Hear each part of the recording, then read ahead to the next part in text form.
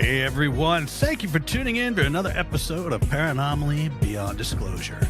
Now, we are a weekly podcast focusing on the paranormal, the supernatural, and the metaphysical. Now, join us for thought-provoking discussions on paranormal phenomena, conspiracies, and all things unexplained as we talk to researchers and investigators about ghosts and hauntings, UFOs and aliens, urban legends, cryptids, and so much more. Please be sure to like, subscribe, and follow to receive notifications when new content is made available. You can also visit us at www.paranormallypodcast.com for more content and information, including all our social links. I thank you again for watching and or listening, and we hope to see you for the next episode of Paranomaly Beyond Disclosure. So grab yourself a drink and a snack. Turn the lights off on the way back. Find yourself a nice comfy spot and enjoy this episode of Paranomaly. Stay with us, folks.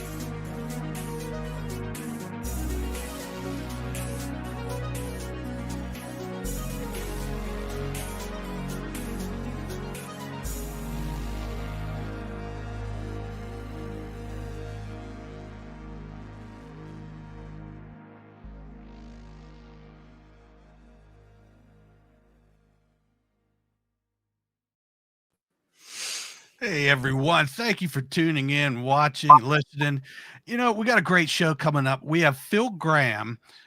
He is a senior software engineer based in Oxford, England.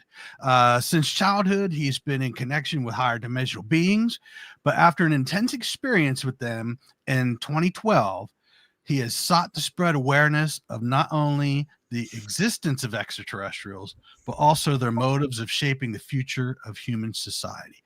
Phil, thank you so much for joining us. Jim, go ahead. Well, Phil, do you want to give a little bit of introduction about who you are, and then we'll go straight into it, into, I think, where it began for you in around 2012. Yeah, sure thing. I'm Phil. Great introduction. Just a humble dude trying to navigate through life. Had a few crazy things happen, and like the intro suggests, I just want to make other people aware of it. I believe it's important to do so.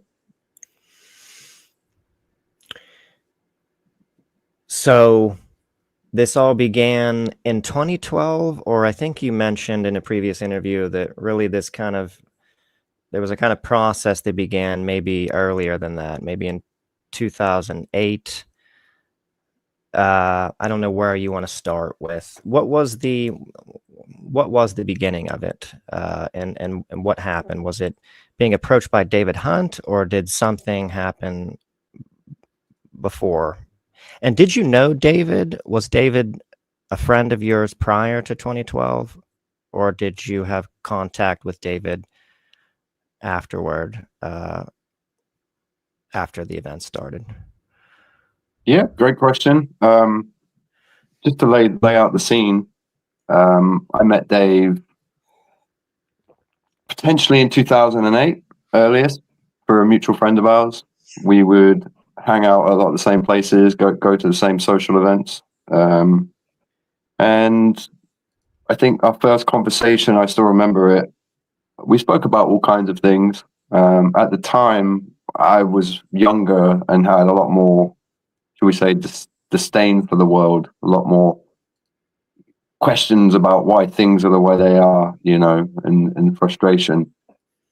So you enter into these conversations with people where you put the world to rights, you know, you talk about everything from maybe who killed JFK, you know, conspiracies, maybe, you know, the aliens exist.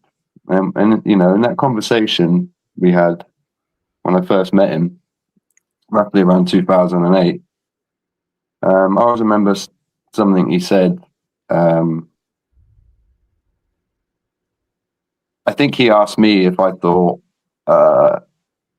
aliens were real or UFOs were real.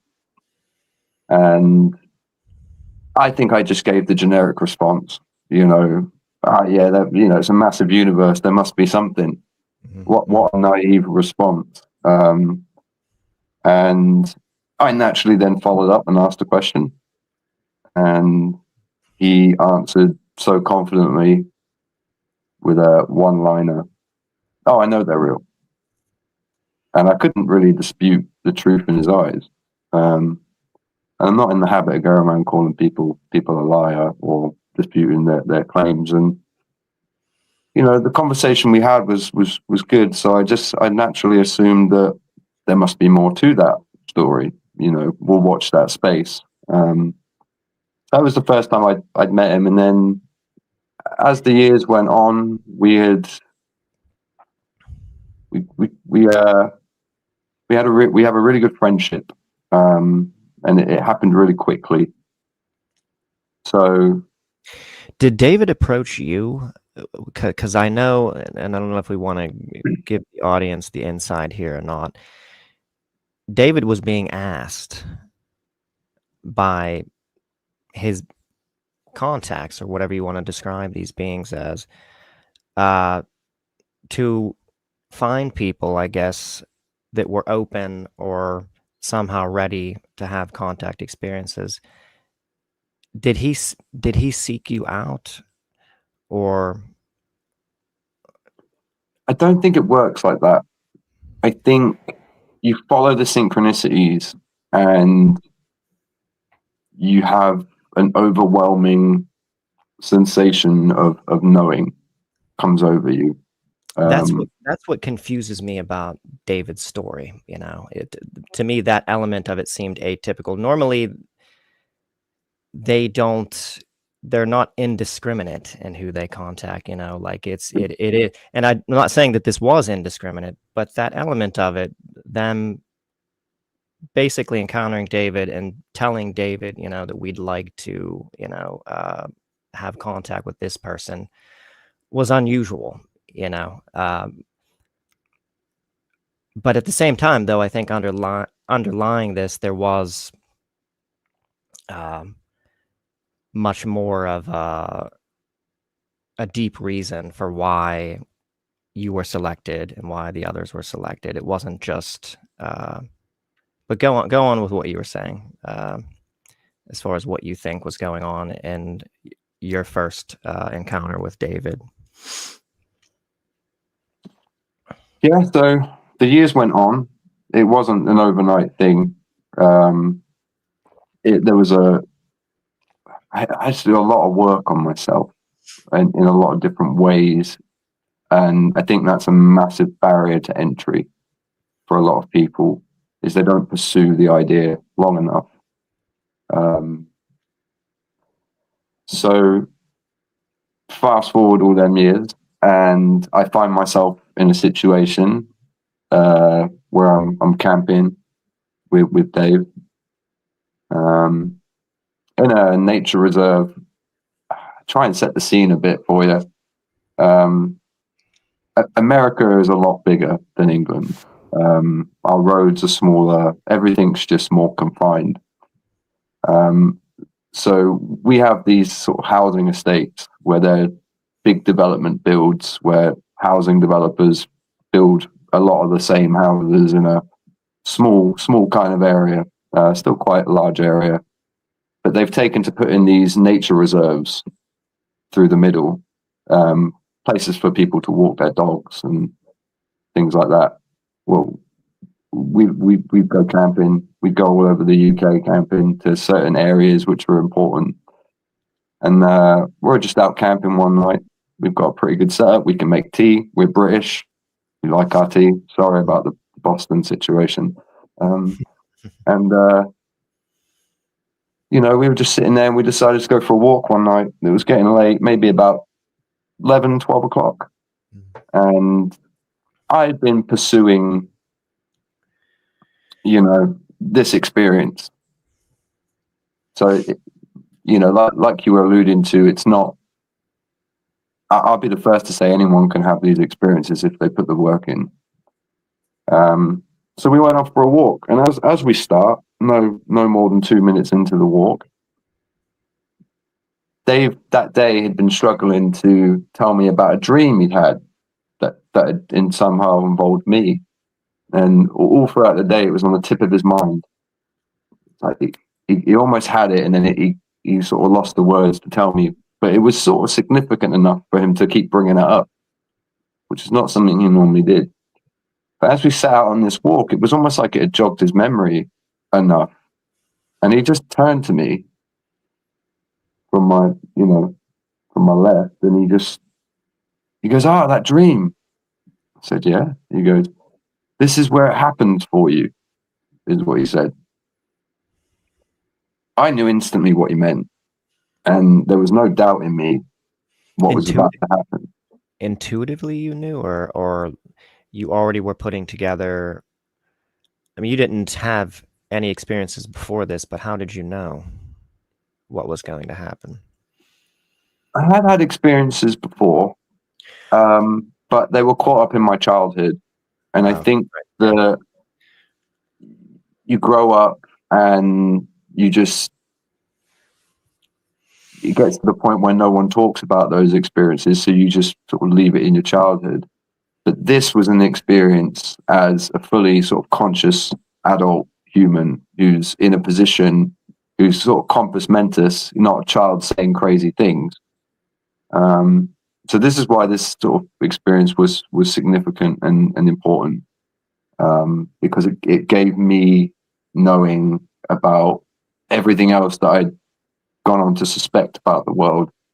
But to answer your question more specifically, the knowing inside of me that I knew that I was about to effectively meet some interdimensional beings, should we say,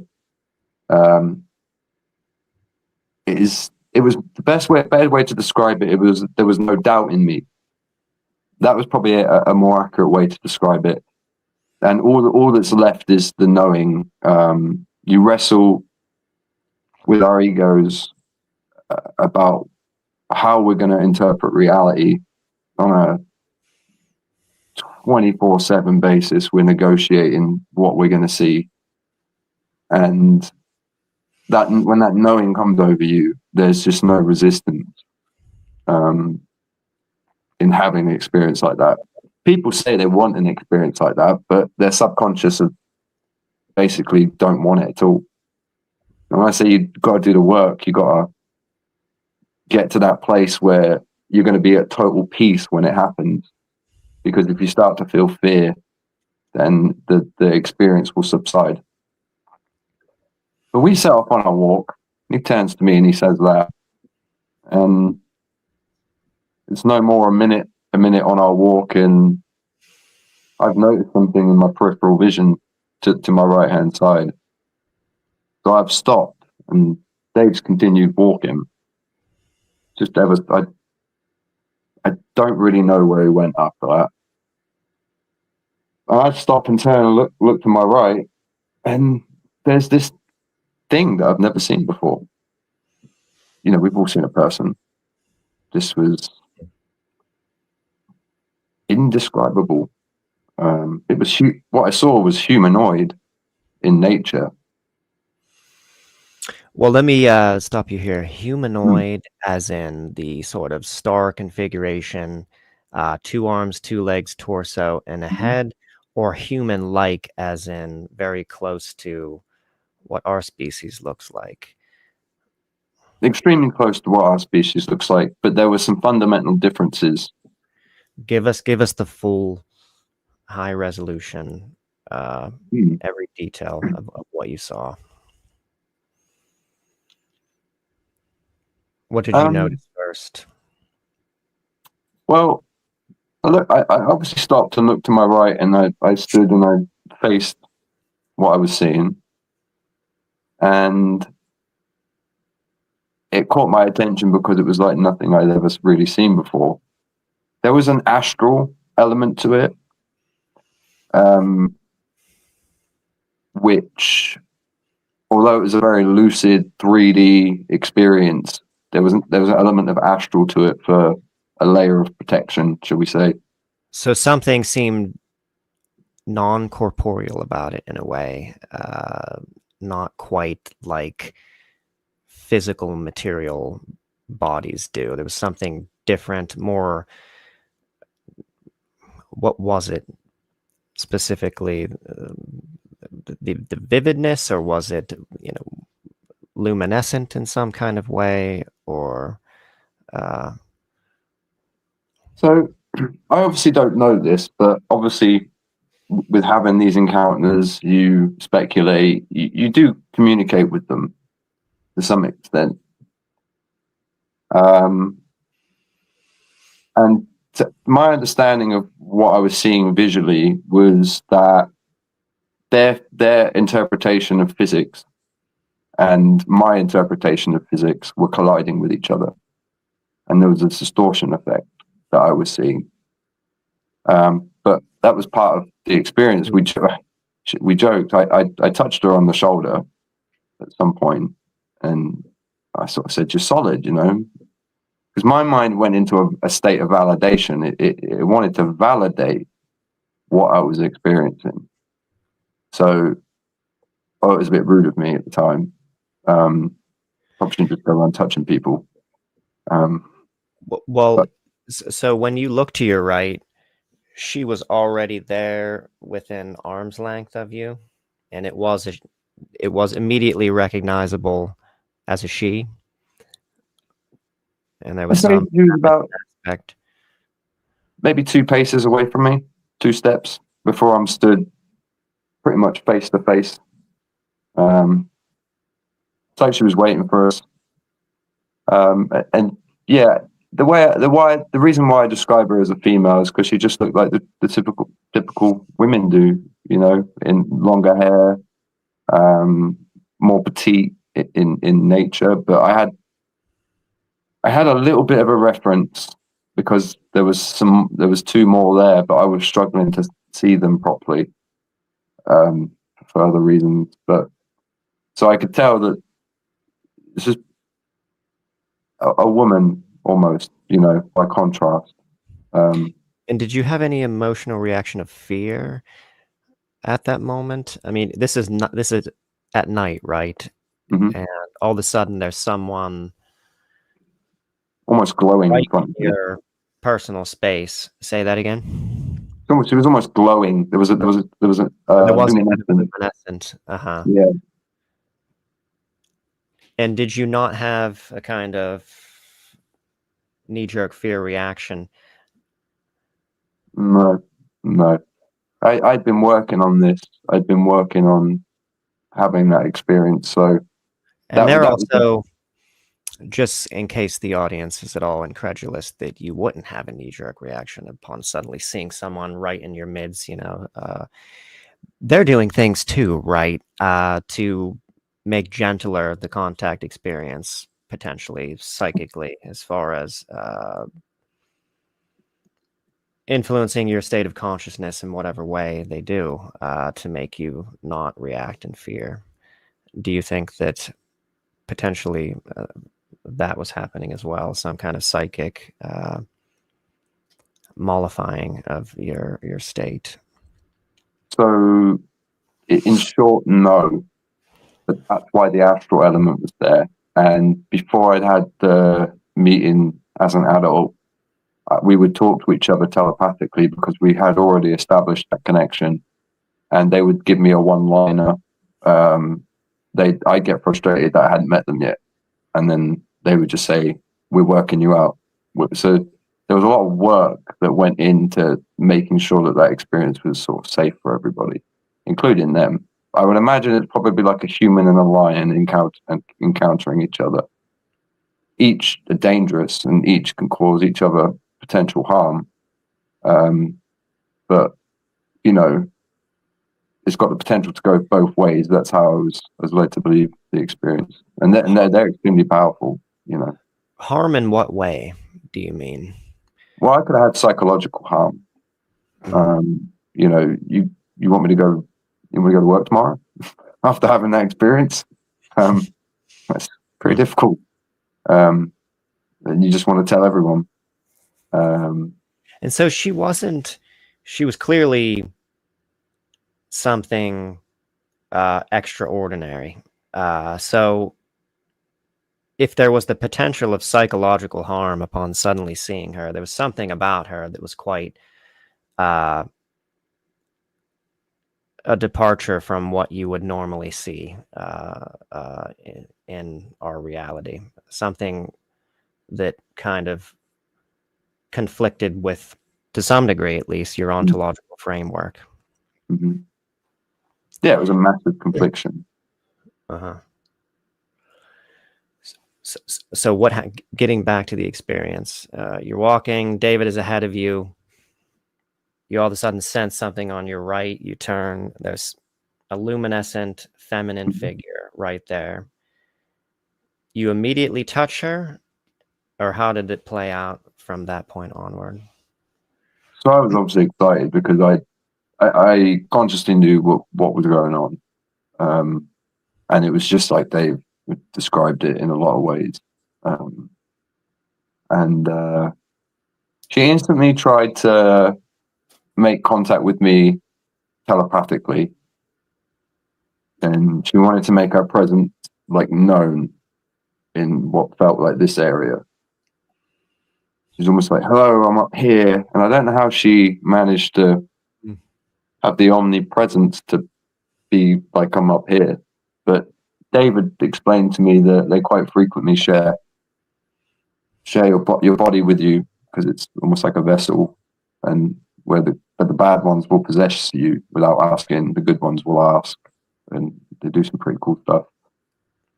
So she's sort of instantly up in my conscious space, trying to grab my thought pattern before it descends into chaos. Which she was sort of trying to regulate her best, the most respectfully she could, without just doing it for me. So I'm dealing with the monkey part of my mind that's trying to validate the validity of the experience. Like things like, are you solid? Like, are you subject to gravity in the same way we are? And weird things started happening. Like things like the reality around me started distorting. Like, I mean, trees started looking like old television sets with a bad signal. And Just describe that in more detail. Your environment around you, your perception of your environment. There's some kind of effect happening, and things start looking different than ordinary. Do you think you were going into a non-ordinary state of consciousness, or something was actually happening with the environment? So the environment was a place that I know very well. I know incredibly well. I had a lot of friends in that residential area growing up. I spent a lot of time there. I knew every street. Like, we even had a nickname for the area where the experience happened. We called it Eden, just to sort of, it was a big sort of nature reserve area. So to try and reference where people might be, we just come up with these silly names. There was the fountain because there was a river, Yeah, I did that too when I was younger. Yeah. Names for places in the woods. And they chose that spot, interestingly, Eden, as the location to first make contact. But go on. Yeah, and I think that was the area they chose because it was an area that was very real to me. Obviously, I'd been there, sometimes daily for many years. But it was also, it had a home feeling. There was a security to it. So everything about the experience it wasn't like they sat down planning everything. It was more like they felt when it was right, and they just made decisions with the sort of resources they had and like where to have the experience and things like that. So I'm stood face to face with her, wrestling with the monkey part of my mind. But we get there, and I established that we're talking to each other telepathically, and I was just amazed at that, because it was a far more accurate way of communicating. And as an engineer, that's just really appealing because, you know, I mean, In what way? Because you could feel her intentions, or you could feel exactly where she was coming from without a lot of verbiage, or it was just a kind of knowing and what was going on, or in what way was it? well, I didn't speak any words during the experience at all. So everything was done however it was done.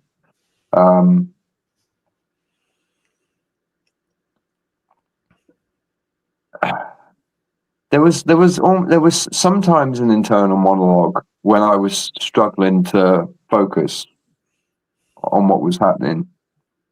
Your own internal monologue, or her a monologue coming from her?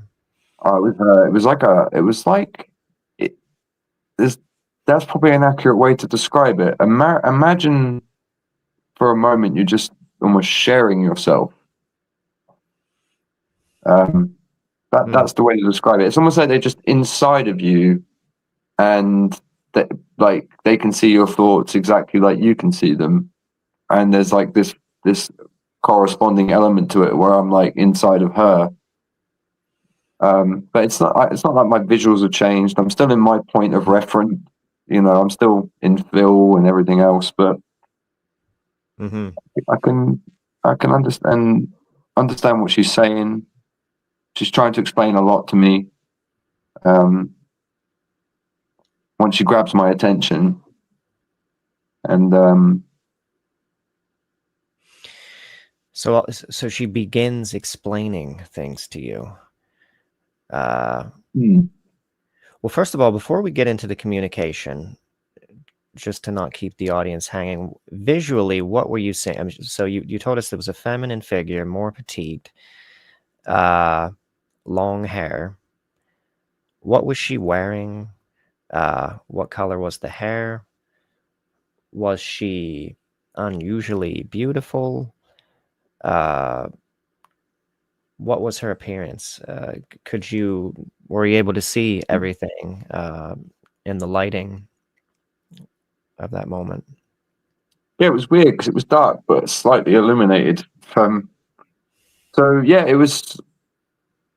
She was dressed in what appeared to be a malted leaf bikini, almost, is a way of describing it. It wasn't like a bikini; it was almost like a one piece, but with sort of like a belly showing and just leaves almost. And she was a little bit shorter than me. Facial features, everything was all pretty human, but they were just more defined than what humans are. Like the jawline was more defined and more sharper, angular type features, yeah, no like blemishes on their skin or anything like that. From what I could see, I was quite close, even though it was dark. But it gave this impression that her face was sort of almost slightly elongated than what a normal human's face would be. I've heard this before about with slightly accentuated features. Like their eyes were slightly more almond shaped, but not like grey eyes or anything like that, like the traditional greys. And there was almost like, was there a piercing quality to the eyes? Were they blue? People have described the eyes from these type of Nordic type beings as being quite piercing and intense stares that they give you with their eyes. Anything like that? Or I think we were doing something with the eyes. So it was the eyes were, the pupils were much bigger in this instance. There was almost like a dark element to it, but the eyes weren't blue. But I think normally they would be from other encounters, but as I say, I think we were doing something that I don't want to speculate, but that's how it was alluded to, because of the information that was being communicated. It was strange because this information was communicated. It was like it was done in an instant, and then I could just refer to it. It was odd. But no, I mean there was a sheen to their skin as well, like a sparkle. Different from the luminescence. There was a glow about her, but when you say sheen, you mean specifically the skin in itself was kind of shiny in appearance. Yeah, almost, like when the traditional sort of toothpaste tablets where people smile and it like, sparkle sort of. It was almost like that, but all over. And the luminescence was almost like occurring around her. Like a sphere, almost. A sphere of light. And if you looked closely at the light, it was broken up or comprised of many different squares of light, different colored squares of light. And on the edges of those squares, if you looked really closely, they did something strange. It was like you could see over those squares of light. It was peculiar. And it was a detail that I noticed because I felt like what was happening was what I suspected. There was an element of our physics were colliding. So it was nice to sort of see how they perceived the world, or even slightly. And her attire being a sort of leave bikini, that wasn't her. That gives the impression then that her form was not the physical corporeal form. She wasn't in the normal sort of jumpsuit, outfit. Do you think that she was projecting? Because I know that this is what happens in a lot of abduction cases, and maybe there's something similar here, that she's creating how you see her. She's selected this attire. It's not her normal attire. She's giving you a display, an image that isn't quite her normal self or what she would be wearing physically. Or what do you think? Was there, that wasn't what she normally would walk around in, right? Yeah, there was some kind of, she wanted to appear a certain way to you, maybe. She wanted to appear. I keep thinking about the fact that you called this place Eden, and this is a woman who's wearing, do you think there's any kind of correlation with that she's almost kind of corresponding to maybe Eve, in some kind of way, in some kind of primitive, clothing, that some kind of primordial human would wear. Yeah, so Dave had seen her previously, and normally she shows up in a blue jumpsuit. No questions asked.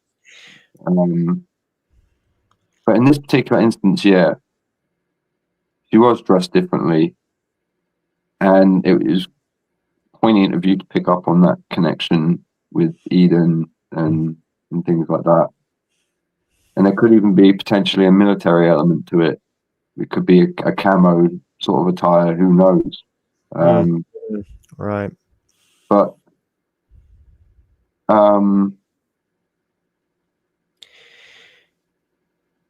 some abductees, when they describe their contact experiences, I know, I don't know if we still have that clip, Todd, we probably don't. It would be too hard to find it now, but they describe, some people have described the Greys like this, as it seemed physical, but then not physical, like there was something kind of,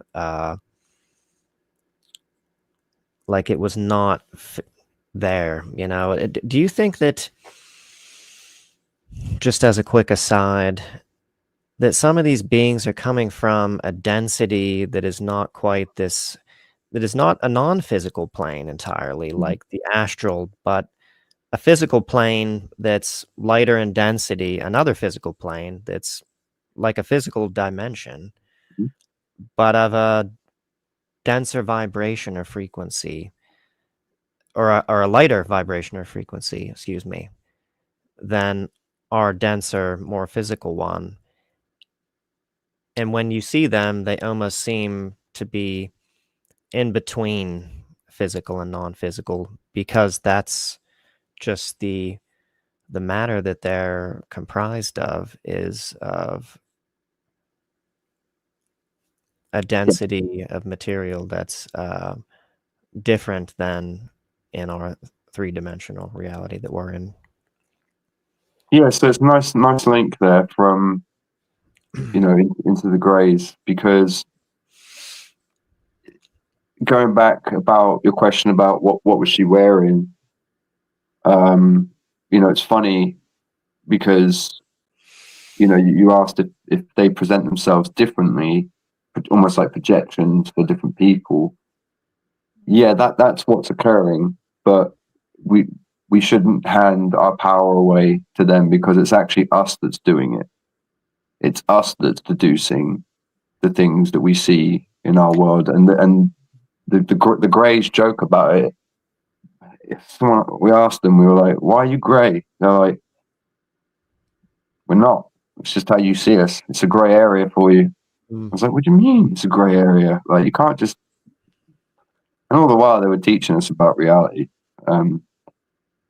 and um,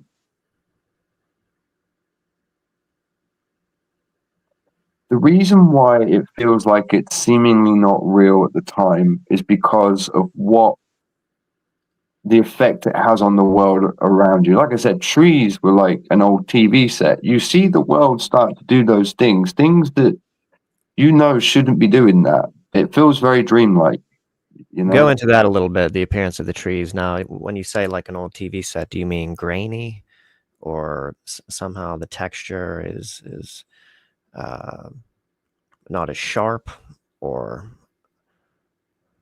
how do So you mean? it appeared as if matter was physically distorting before my very eyes, which made no sense. So you have like the edge of an object.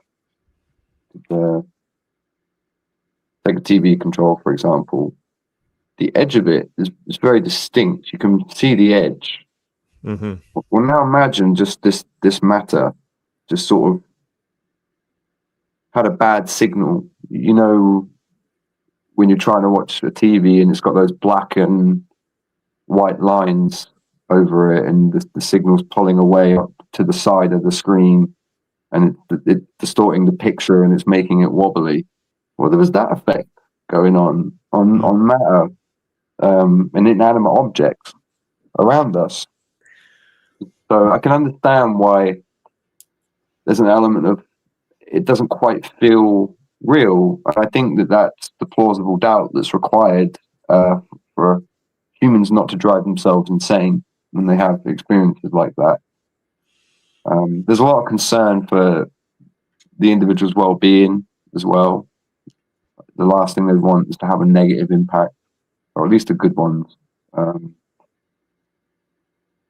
So yeah, I mean, they come in all different shapes and sizes, and yeah, there's an element of you see them how you want to see them as well. But there's also an element of there's still two people witnessing the same events. For example, you know, Dave could draw pictures of what I could see, and that was probably the thing that terrified me the most, because it was like, oh wait, you saw that how I saw it. It's not me just going crazy, Mm-hmm. So that was almost refreshing, but so yeah, I mean, do you think there's a constraining of what you're seeing based on your ontological framework and what you accept as possible and not possible? Do you think that there's a filtering effect as to what you can only see as much as you believe is possible,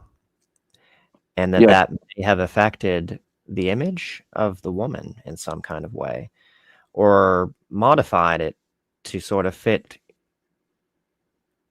your ontological framework, or because we are kind of like hallucinating our reality, you know, we're getting waveform information and it's being decoded, Mhm. and it can't be decoded into something that you don't accept as possible. So it has to sort of meet some kind of criteria or bandwidth of what you can accept and not accept. I don't know if I, Absolutely correct. yeah.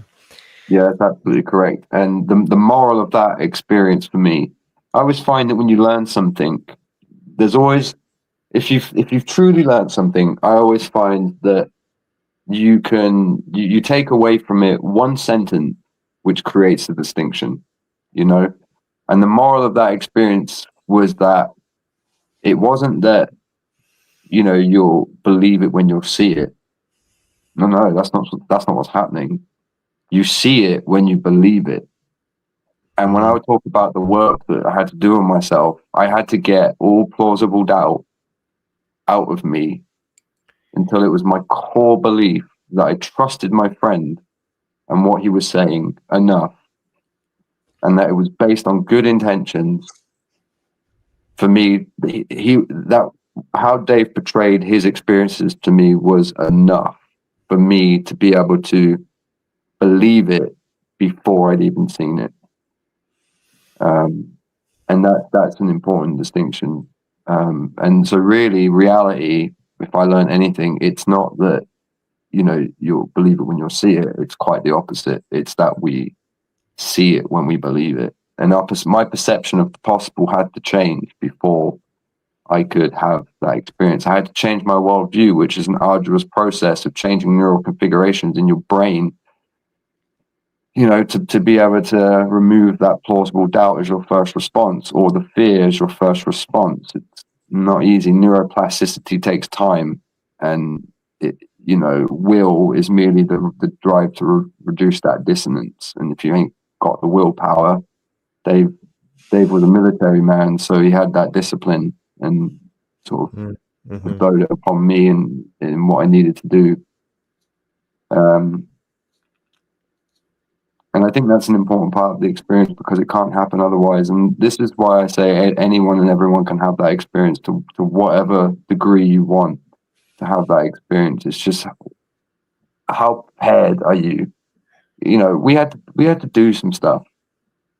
You know, we had to do things like forget what day it was, not know what month we were in. We had to truly detach from the world that had been constructed, or what some people might call the matrix, for lack of a better term. And the matrix is just a mathematical term. It's just a way to describe. I guess it's a way of describing the system and society that's been created. And you've truly got the matrix implies illusion, right? At the same time, that the reality you're seeing is different than what it actually is at its core, right? Yeah, there's a lot of things happening before our eyes that we're just blissfully unaware of. I mean, and in follow-up experiences, I mean, I've just been sat in my, you know, I don't know what do you call it? A living room, a lounge, in your house, and I've just become aware that there's one sat on my couch all of a sudden, you know. Oh. Say that again. You just, you know, I was sat in my living room one day, and they just appear, but it's not like they appear. It's like they were always there. One was just sat on my couch one day in my living room, but I never saw him walk into the. Right, it's like there's no arrival. I've noticed this about other when you really drill down Mark Rayworth, for instance, when he was telling us about the sudden manifestation of the reptilian he saw during a Masonic ritual, excuse me, sounded similar to this. It was just all of a sudden they were there. They didn't sort of transition. There was no transition. It was just like they were there, and in that way, there was no sort of reaction or jumping because they were just already there, and it almost kind of like surpassed the surprise somehow in the way that they manifested. But before we get on to another experience, let's go back to the experience in the woods with David. Todd, do you have any questions that you were thinking about this to ask Graham before we move on, as far as appearance or otherwise? No. I was going to ask that question earlier, and then I was like, no, I'll just let him go ahead and finish. So yes, no, go ahead, please. So where was David at? So did you have any conscious awareness of what's happening with David in this moment, or is that insignificant here? Did he see something too that night, or was this just something personal that you saw that David didn't witness? So that was also part of the theme. So I'd walked up to her. She'd established contact with me telepathically. We'd started. She was wrestling with my monkey mind, trying to validate that what I was experiencing was real. And so it got to the point where she just suggested that if I wanted to validate if she was real, why would I not just go and get my friend from slightly down the lane and get him to come and see her? But I thought, what a great idea. But then I was like, well, what if you're not here when I get back? What if I lose it, She's like, no, don't worry, I'll be here. Don't worry. And I just knew she was right? So once she established that contact telepathically or however it works, we were fine. We were away. So I said, okay, then I'll go and get Dave. And I didn't really have to venture too far from the experience or where she was. And I just sort of said to Dave, like, did you want to come and meet this woman? And he said, yeah. And we walked over probably no more than 10 paces back to the experience. And he was the only one to verbalize any words to her. And he just said what he would normally say when he met anyone, regardless of what species you might be. He just said, hi, mate, how's it going? It's a common greeting in England. And he was really the only one to speak audible words. And once Dave joined the experience and come over, it was almost like that. Yeah, that was, my monkey mind was almost at rest now, and she could really get across the information that I think she wanted to. And we just stood in front of each other. Dave stood sort of off to my left, slightly behind me to my left. And I was just stood in front of her. She begins conveying information to you. What does she convey, and what does she convey first?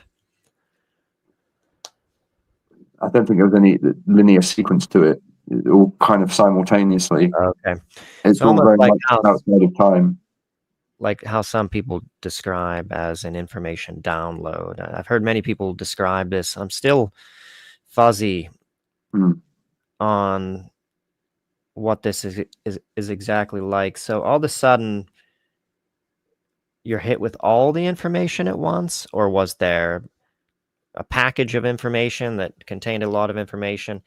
But what's strange here with this kind of communication is normally, of course, you have to kind of process things in your mind, you kind of have to like think about it, in order to like know what's being said. Was there some kind of bypass of your normal mental processing? Were you? Did you just? Did it take any processing?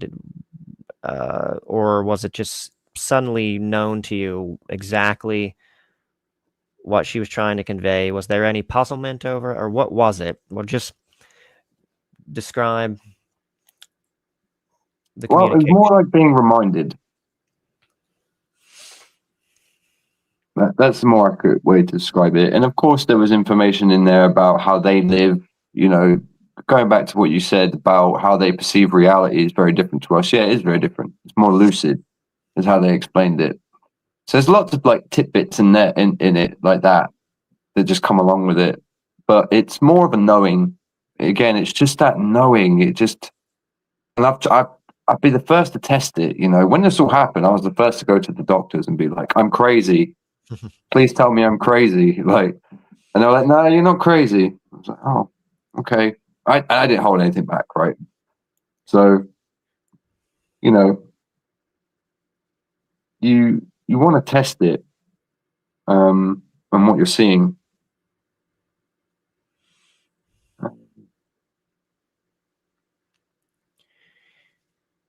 Is there any difficulty in after the fact in remembering what were the contents? Can you do you is there, because I know, especially with abductees, you're in an altered state of consciousness, and post experience, you might not remember anything, or it's very, fuzzy as to what you do remember.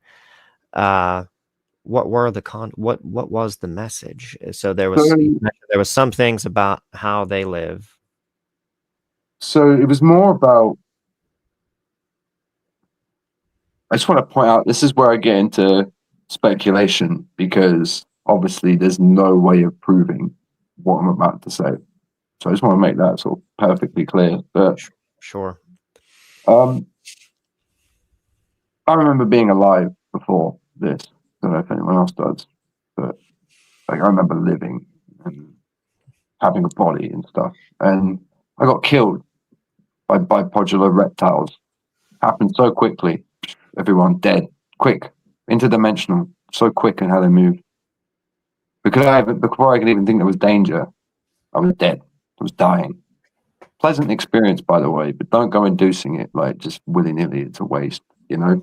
But a very pleasant experience, death, from what I experienced. And I could still see as I'm dying.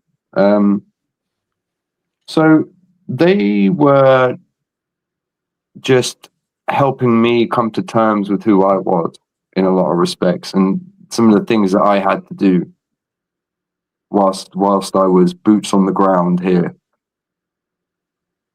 So it was more of a exercise to sort of activate me in a weird way.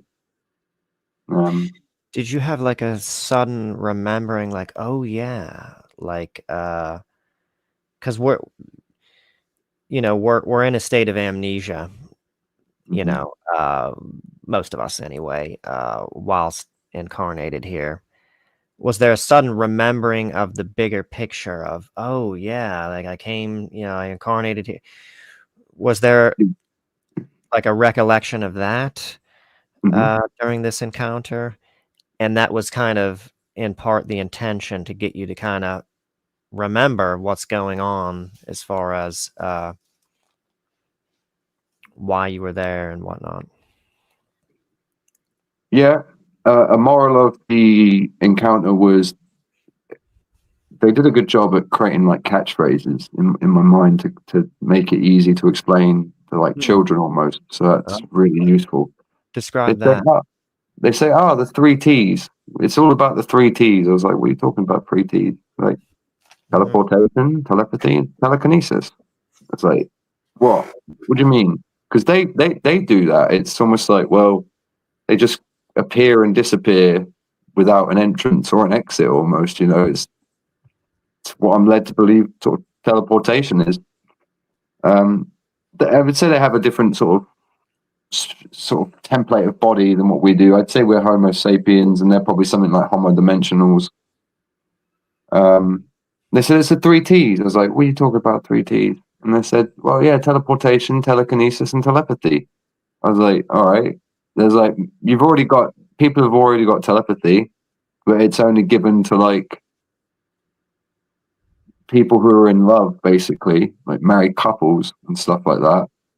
Or Um, or a mother and her child. yeah, exactly. Yeah.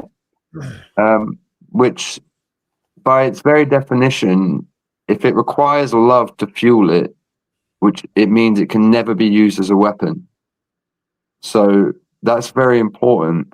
And that's what they were trying to describe. And I said, well, so because at this point I knew telepathy was real, obviously. Like, I'm stood in front of this being who's like talking to me via thoughts. And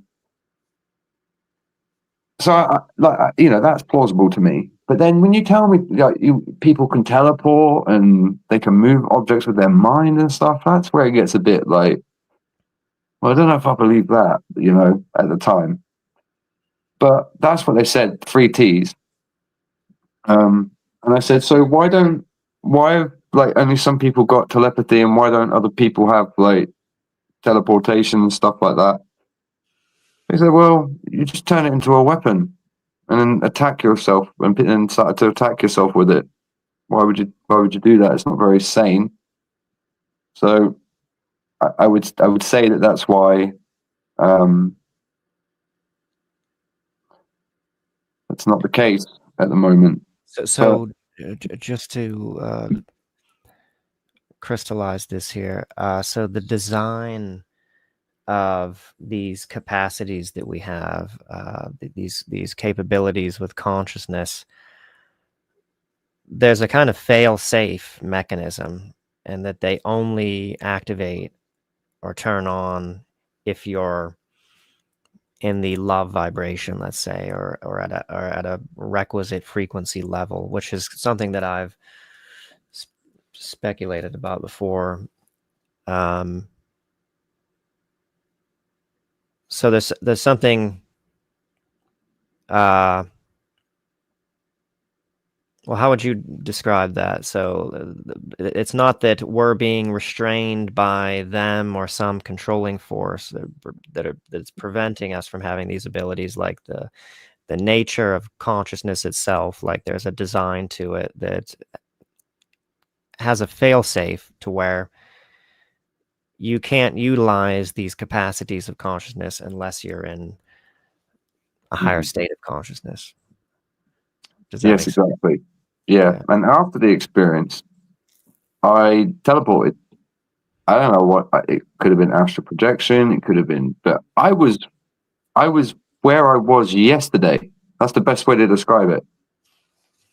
So, but I'd obviously just met them, and they're all operating on love and stuff like that. No fear, which is why you can't feel fear when you're in their presence, because it just doesn't resonate, doesn't work.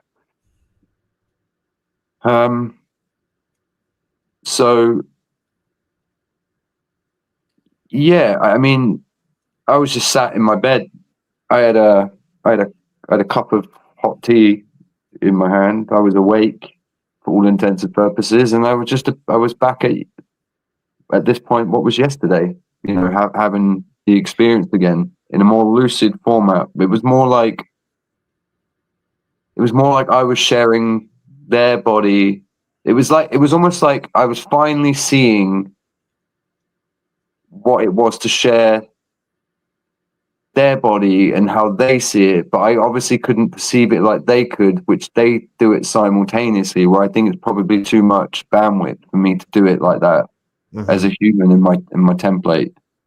But yeah, there's a threshold with it, because the last thing they want is the military industrial complex to weaponize teleportation and telekinesis. But that's why they're struggling, because it's fueled by love, and it's a fundamental part of human biology.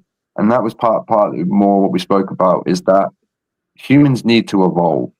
In fact, we've already evolved in a lot of respects, but we just haven't realized it yet. And like, the world's in a pretty crazy state at the minute, and that doesn't make it easy to sort of be a like, to have a steady head about the situation. The more I think about economics. I think it's crazier and crazier as each day goes on. It's not a very sane approach to fulfilling people's needs on this sort of rock that we find ourselves in this position. So there's just a lot of things that are backwards to the way in which we live. And part of the information that they were telling me is they reminded me that I was like them once. And, and I came here to try and understand why humans are living like this. And that, but really I'd been here before, or places like this, and done the graduation. But this time I was more coming back to support other people and help their cycles of evolution. But more from being human, because there's only so much the sort of abductions you can achieve by abducting people as an ET or whatever. So it's, and I'm here for my own selfish reasons. It's not all, it's not all about everyone else. Like, I'm here because there's problems in my society. These places that you describe, where they've got, interdimensional beings have got areas where they live and they dwell, planes. Yeah, absolutely. Of course they do. They've just got slightly different physics. And these physics are very dense where we are, there's a lot of certainty here. Like, you drop an object, it's going to fall on the floor. Where in the extraterrestrial realities, there's a lot of, we don't know how this is going to play out. And it generally plays out great when we maintain that state of mind. That's interesting. So you feel like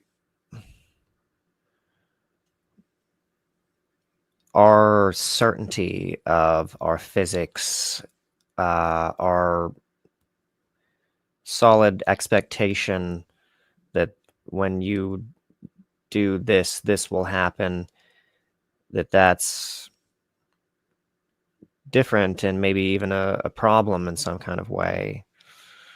That we're so rigid in our expectation of how things should be. Maybe. Interesting. We'll go on with that. Anything more to say on that? Because that's interesting.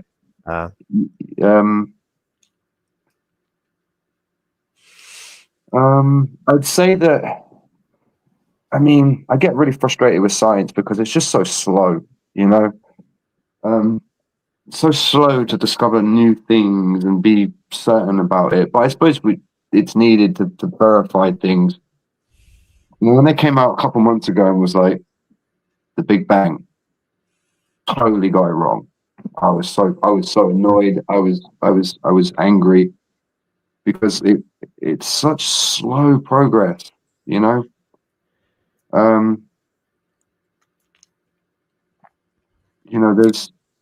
a lot to this situation which it's kept away from us, and it's done through the occult, and the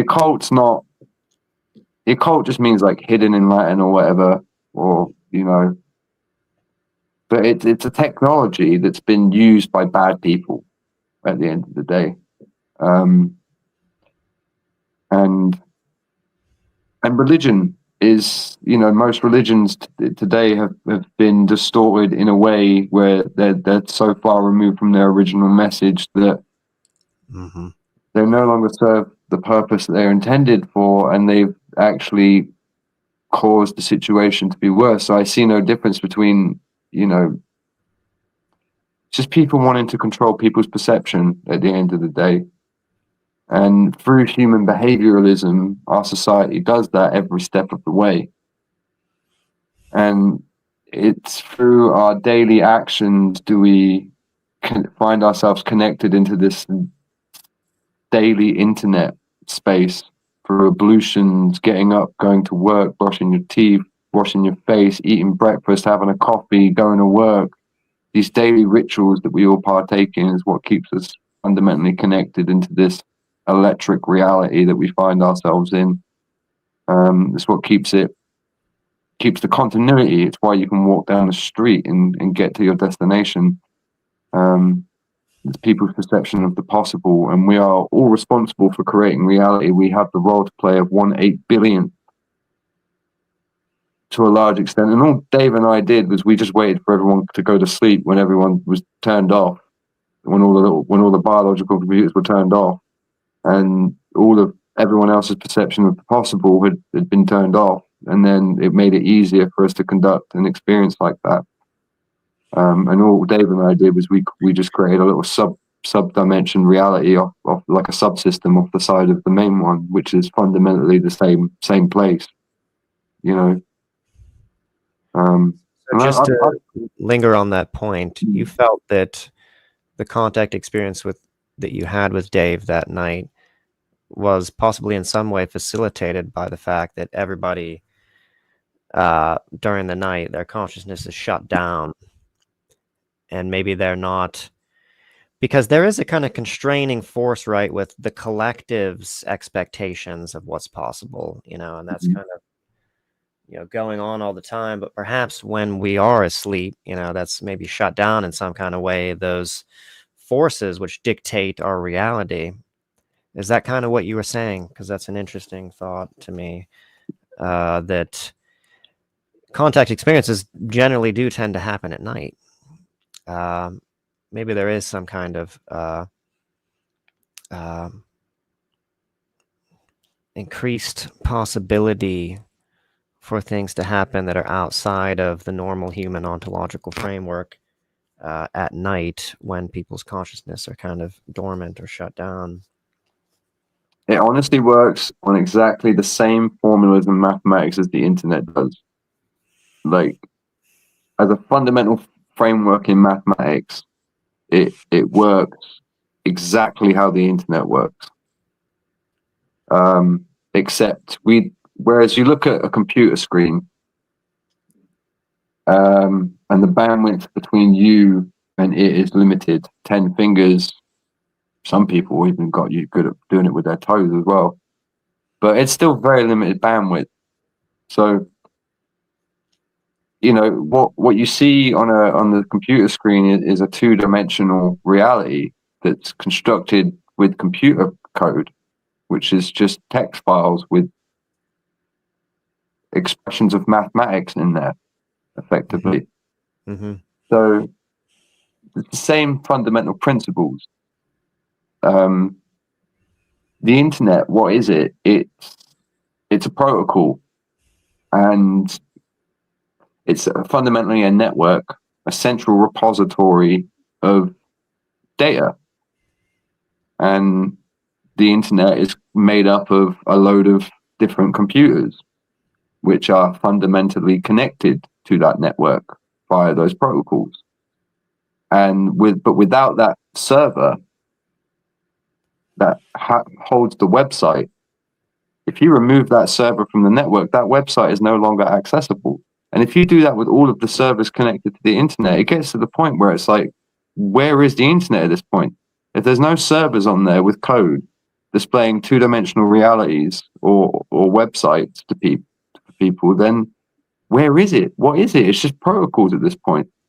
We've just come across some dream protocols that we've all found very attractive, and we've all thought, yeah, I'm going to connect my server to that, you know. And that you know, and without it, you know, the internet as we know it, all these pretty websites and, you know, square boxes and scrollable two-dimensional screens, it just doesn't exist without the connection of these servers to the network. And it's the same fundamental principles working with humans and how they connect to reality. Reality doesn't exist, right, unless whatever we are, our core essence, the consciousness, has hardware that can interpret that data, right? Our body is kind of like the computer or the server in some kind of way. And you need to be connected with that in order to see, just like you need, you know, a laptop to be able to connect to the internet. You have to have some type of hardware. Yeah, that's interesting. Except what's happened here is that the bandwidth is so great between what we are, infinite consciousness, and the vessels, is that the vessels have tricked us into believing that we're it, like, so well. And that's the fundamental crazy part. Right. You know, everything, your identity is constructed for you at birth, your name, your age, like, you know, everything. And you're given an identity. And a lot of people truly identify with that, you know? And that's part of what keeps us sort of partially plugged in. It's not the only thing. There's many mechanisms which keep guiding you back to where you need to be to stay within the protocols and stay connected to the network. Otherwise, I guess some people might call it death. So, yeah, I mean, so for me, I mean, the information that was sort of portrayed at the time was more for help me come to understanding about some of the things that I had happened to me when I was growing up, what happened to me in previous lives, and what is going to happen in this reality and what's going to happen in the next reality. And obviously they kind of reminded me that I know them already. So obviously all the memories come flooding back after that as well. So I mean, there was a lot to it, but basically everything you've described about, even down to the detail of how they perceive reality and their perception of the possible, is very different. They've got different relationships to time than what we do. Different relationship to matter. To them, time is not linear. That's right. Even when they're inside this reality, like, I've always been confused as to whether when you're in this sort of three-dimensional reality, maybe time is linear, but when you're outside of it in the what people refer to as the fourth dimension or the astral, only then is time non-linear or circular, as some people say. Or is linear time really an illusion? It's just an illusion in this reality. It's a neural configuration is what it is. We've got an hour of time, and that is based on a configuration of memory. See, if I said to you that most people could have memories of the future, they just don't have the right memory configuration to do so. I'm constantly remembering things that have yet to happen. Like, it's nuts. It scared me to begin with. Like, you go on this experience and you will have these genuine experiences where, you know, you are predicting things, like, and it could just be simple things that are going to happen in your life, you know, and it could just be someone you haven't spoken to in a long time. You just suddenly think about them, what might be a couple days before you hear from them, or sometimes 20 minutes before you hear from them. So I think that humans have evolved, but I think we're just coming to terms with what that means truly. And I think we're just in the process of living out old ways of doing things currently. And I think with new understandings, I think humans have got the potential to change. I mean, everyone's fed up with the world now, it seems. Doesn't matter who you are, you know, I say the world, I mean probably society more broadly. You know, I don't know, cost of living, wars, like, everyone's just checking out from it, you know. We don't want it. We don't need it anymore. It's not sane, you know.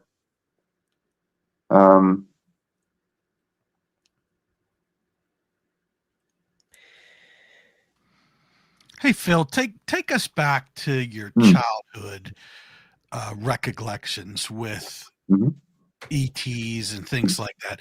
I'm very curious about that and how this progressed from a child.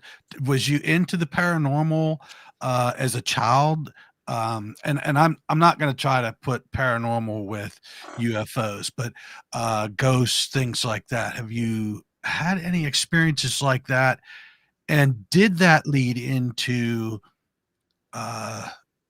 extraterrestrials, things like that?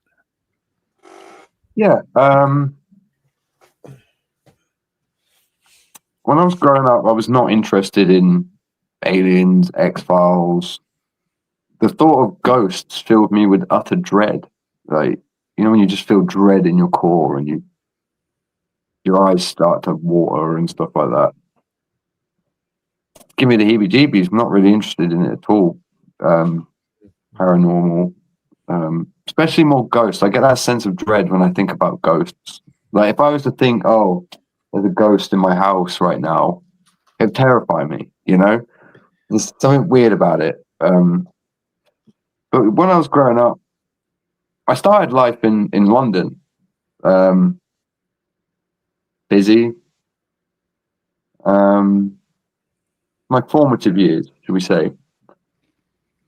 And it was really early on there where I had a lot of crazy things happen as a child, that you just sort of dismiss to having, you know, vivid imagination or whatever. But my memory is very good, especially my long-term memory. It started off, I was getting lessons. That's the best way to describe it. Lessons about maybe science and stuff. But it was obviously these really sophisticated sort of concepts that I don't even think science had discovered yet, that I was getting taught about. And one instance that I can remember was I had this like telepathic contact with them as a child, like that connection that I reestablished later on. So we were constantly talking about things. And they said, "Oh, we want to show you something." And I said, "Okay." And they said, "Go and get up and stand in front of the mirror outside of your bedroom door." That was a very specific request. I said, "Yeah, sure." So now this is obviously tailored for a kid or whatever, but I'm standing looking at this mirror, and they said, "Walk through it." I said, "There's a mirror. You can't do that. Why would you? Why would you suspect I'd be able to walk through a mirror?" But they, yeah, but why can't you? What if it's not a mirror? It's a mirror. What if it was a portal? And that's just someone that looks like you from an infinite dimension stopping you from walking through it. I said, "Yeah, but it's a mirror. Like, it's not that, is it?" And they said, "Well, everything's a reflection and nothing exists." And they were referring to reality because I had this overwhelming sense of dread that what if we didn't experience ever?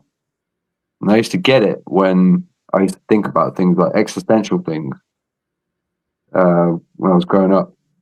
It was like, yeah, but what if none of the universe existed as well? So they would get me to think about these incredibly profound things, but that would constantly get me to try and change my perception of the possible, almost just invert it slightly.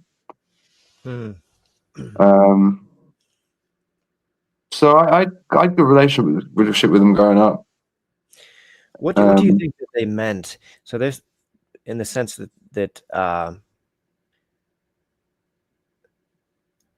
that this reality is a reflection of something else. Did they mean that it's a reflection of something else, almost in the same sense that the reflection we see in a mirror is a reflection of us, and therefore, or just dive into that a little bit deeper? What do you think that they were saying? That what if it's a portal? So I later discovered what they meant. I'm like thinking, like, in light of like the holographic reality, does that mean that, you know, as far as, you know, there being no solidity really to anything, you know, what do you think they meant, excuse me, when they said that, what if it is a portal, the mirror? Or what's your speculation on that. Well, interestingly enough, I watched years later, well, a couple of years ago now, I watched a lecture from the Royal Institute of Science on YouTube, and he worked at CERN, and he was given a presentation, and he says, "I want to demonstrate something to you right now," and he goes, "I'm just going to go onto my phone, and I'm just going to log into the Hadron Collider." So instantly, my ears are peaked. I'm thinking, Geezer's got an app that's like connected to the Hadron Collider. Like, what's he doing? Like, what's he up to? So I'm instantly focused on what this guy is saying. And he goes, "Yes, what we're going to do is we're going to conduct an experiment. I'm going to shoot a particle at a mirror. And when the results of this experiment come back, it's going to tell me what my reflection in what we suspect to be that reality has done. And I'm then supposed to do the opposite in my current position in space or time." Now, the mirror is in Geneva, Switzerland, and this other version of me in an infinite dimension is going to be positioned somewhere similar to me, hundreds of miles away. But this machine is going to tell me what direction he's going to jump, and therefore I've got to jump the opposite direction. That was the premise of this experiment, from how I understood it. And the reason why they started doing these experiments is because when they shot light particles at a mirror, they realized it did one of two things. It collided with the mirror and reflected off of it. And then it also did another thing where it collided off the mirror and entered into a new dimension of space and time. And the reason they discovered this is because they made a discovery on quantum mechanical entanglement on the 18th of February, a couple of years ago now, where they managed to get light particles outside of space and time. And it's the same experiment. So the results are in at this lecture. Comes back, he says, "The machine is telling me I need to jump right because my reflection jumped left." And then he jumped right. And then the entire auditorium began to applaud and cheer. I'm thinking, what have I just witnessed here? You know? Mm-hmm. So that's what I believe they were alluding to when they said everything's a reflection and nothing exists. Is because I think around us and what we're experiencing and calling physical matter is light. Now, I know there's the Higgs boson and things like that, but I think what we're seeing is reflections of light everywhere. And this can be demonstrated now with light experiments where you take a color of every primary light color on the spectrum and you can combine them. So you could have different light sources with different colors and combine them in the reality. They become white light, but then you put them through a slit and then they divide themselves back up into all of their separate colors again. And that's like quantum mechanics at work almost. So everything's, and it's constructing this reality where light is fundamentally changing. So, and if you ever see light, one of those fast sort of high motion cameras, resolution cameras that have got high frame rates, if you ever see the light being shone on like an apple, it's weird the path it takes as well. And you wouldn't suspect that it's going to reflect off that part of the apple and then light up the top corner of the room. It's very peculiar how it travels, but to say that we have any indication of what we're actually witnessing is fundamentally crazy at its core. And especially after I've seen sort of matter distort the way it has. So when I said everything's a reflection and nothing exists, I don't know. I don't think that, is that me in a portal? Who knows, right? But it was thought-provoking stuff that led me to be able to change and alter my perception of the possible. And it was later on, once I'd had my experience in 2012, that I then have some more astral experiences where I went on to later discover what that meant. It's almost like there's a source reality that we're all tapping into. And then there's almost like concentric rings of the same reality, but ever so slightly distorted or ever so slightly different. And almost like if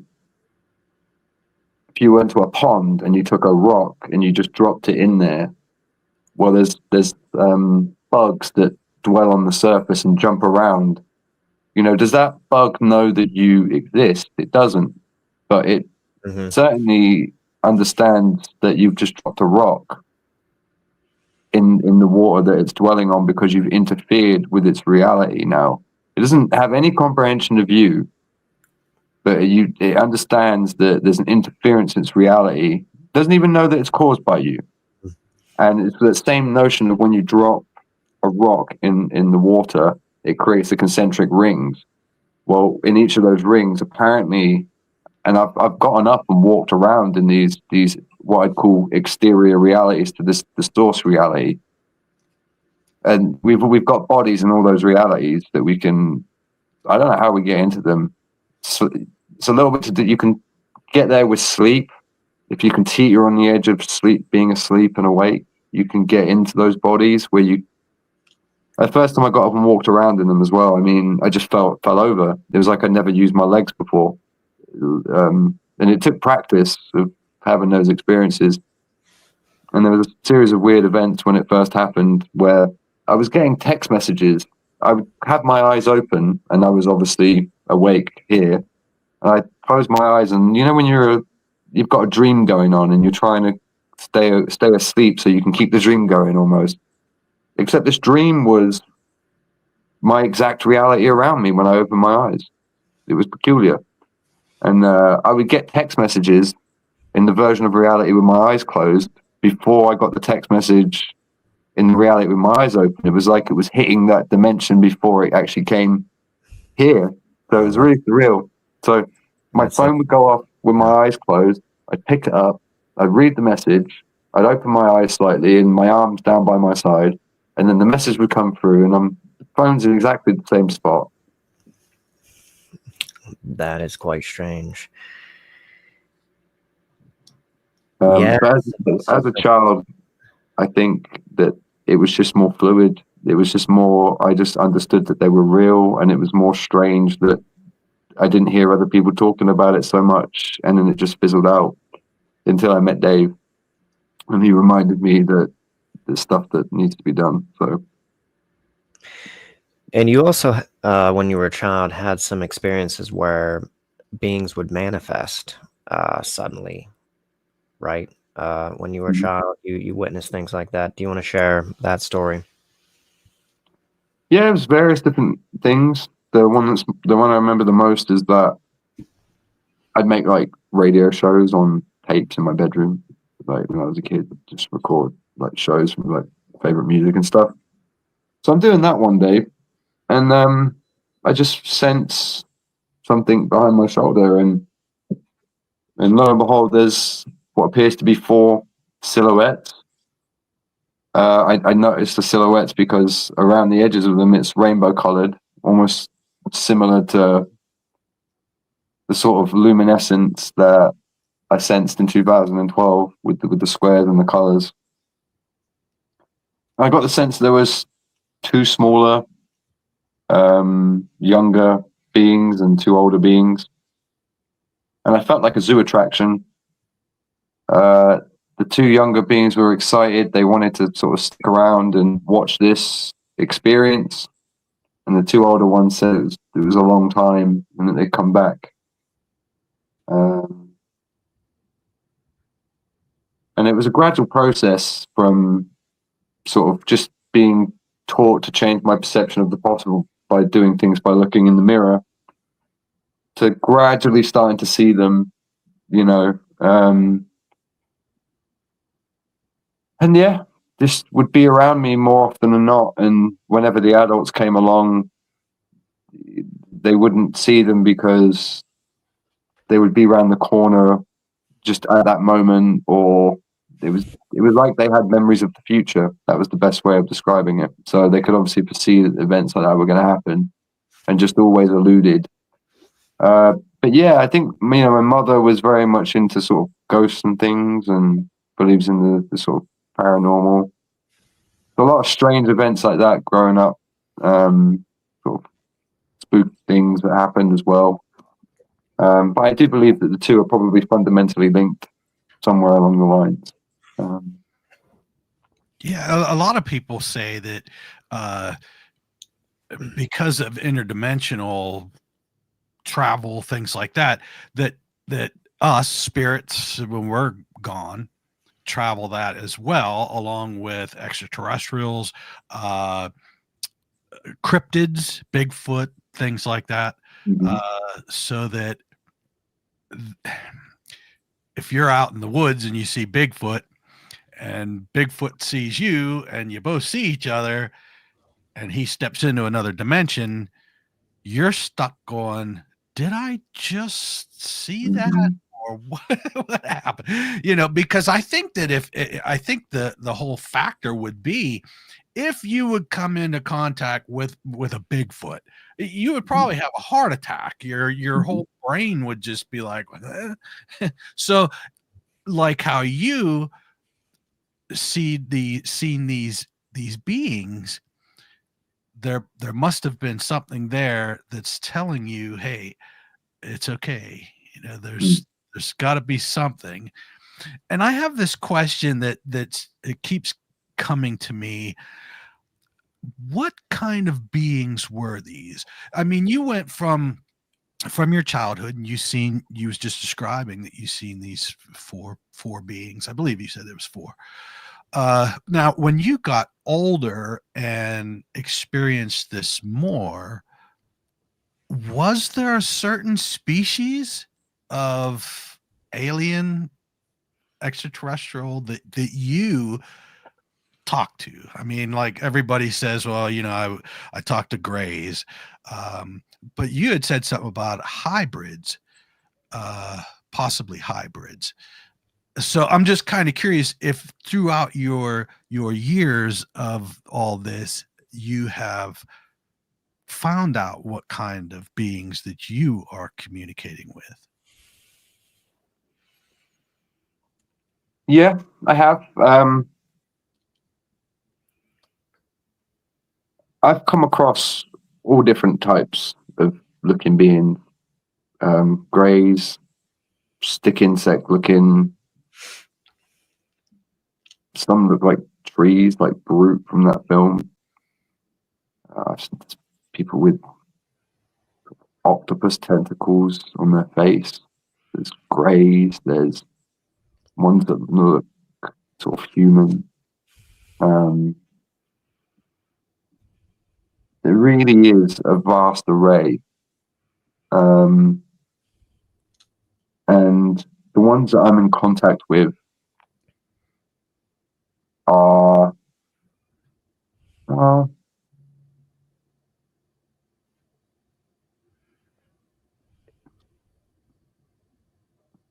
I'm in contact with a lot different, is the truth. Um, but I feel like I have a people. Um, I don't feel like I'm really from here so much. I feel like that, for lack of a better term, that the people that I would sort of concern myself with would be the Nordic, which obviously have a sect with the reptiles to some extent, or an association, but not the bad ones, might I point out, the wise ones. Um, What do you mean by association with the reptiles? Describe what you mean or what you know about that. Like, yeah, conventionally, most people feel that the relationship between the Nordics and the reptiles is an adversarial relationship, and there's a lot of sort of UFO lore of a galactic war that's been going on for aeons, and the species of reptilian pursuing Nordics through the galaxy, and preying on humanoids because they're essentially like prey or food, or some type of item of interest for the reptilians. What do yeah. you? I Yeah, lost my last body to them. They ate me, for lack of a better term. you have a memory of being killed, physically killed by reptilian beings. But just the last life. what we did was we busted physics, we busted the system, we broke physics, gravity stopped working, so they needed to do damage control at that point. So they needed to go and get the perpetrators, me and a group of about 50 other people. We were already in a secluded place, and what started happening is obviously we'd achieved something that we'd never achieved before, so it was still uncharted territory, and we didn't really quite know what was going on. But then what started to happen was these golden spheres of light just started around us everywhere, and they just started getting bigger and bigger and bigger and bigger until they were 12 feet tall, maybe. And out of every single one of these golden spheres, the golden spheres just subsided all of a sudden really quickly. And then where these spheres were, there's now bipodal reptiles standing anywhere between 7 to 12 feet tall that have already started work on killing you before you've even registered that you need to move. Yeah, It's that's fine. interesting. I have heard other stories like this of interactions similar to this. Were you going to say something, Todd? Yeah, I was going to ask Phil if that's what he was talking about earlier when he said that, that you, it just like a split second, boom, that was it. Okay. Right. Perfect. Yes. And then what I then began to witness after that, the thing got my leg. It got onto my leg. But then, when you take a photograph at night of a highway with a slow shutter speed and the lights begin to slip and stream all over the image. Well, it was a similar sort of effect when I died. That started to happen with the reality. All started to slip and slide, and all of the visuals became until it became one thing. Then it subsided into darkness, and then I was in this body in my mother's womb. I was being jolted around by a heartbeat. Everything was slightly red, like you get a torch in your thumb, kind of thing. And I was just being jolted around. My hands were significantly smaller. I was in some kind of fluid, and then my memory cut out. But so, do you think that there was full continuity in that experience of the transition between that, like there was no in between in the non-physical consorting with whoever and planning the lifetime or any kind of experience in between lifetimes? Do you think that that's I used to do that. How our incarnations happen? So what do you mean? I used to. That's how I used to do it, but not anymore. So I had a moment where I died, and many lifetimes ago now.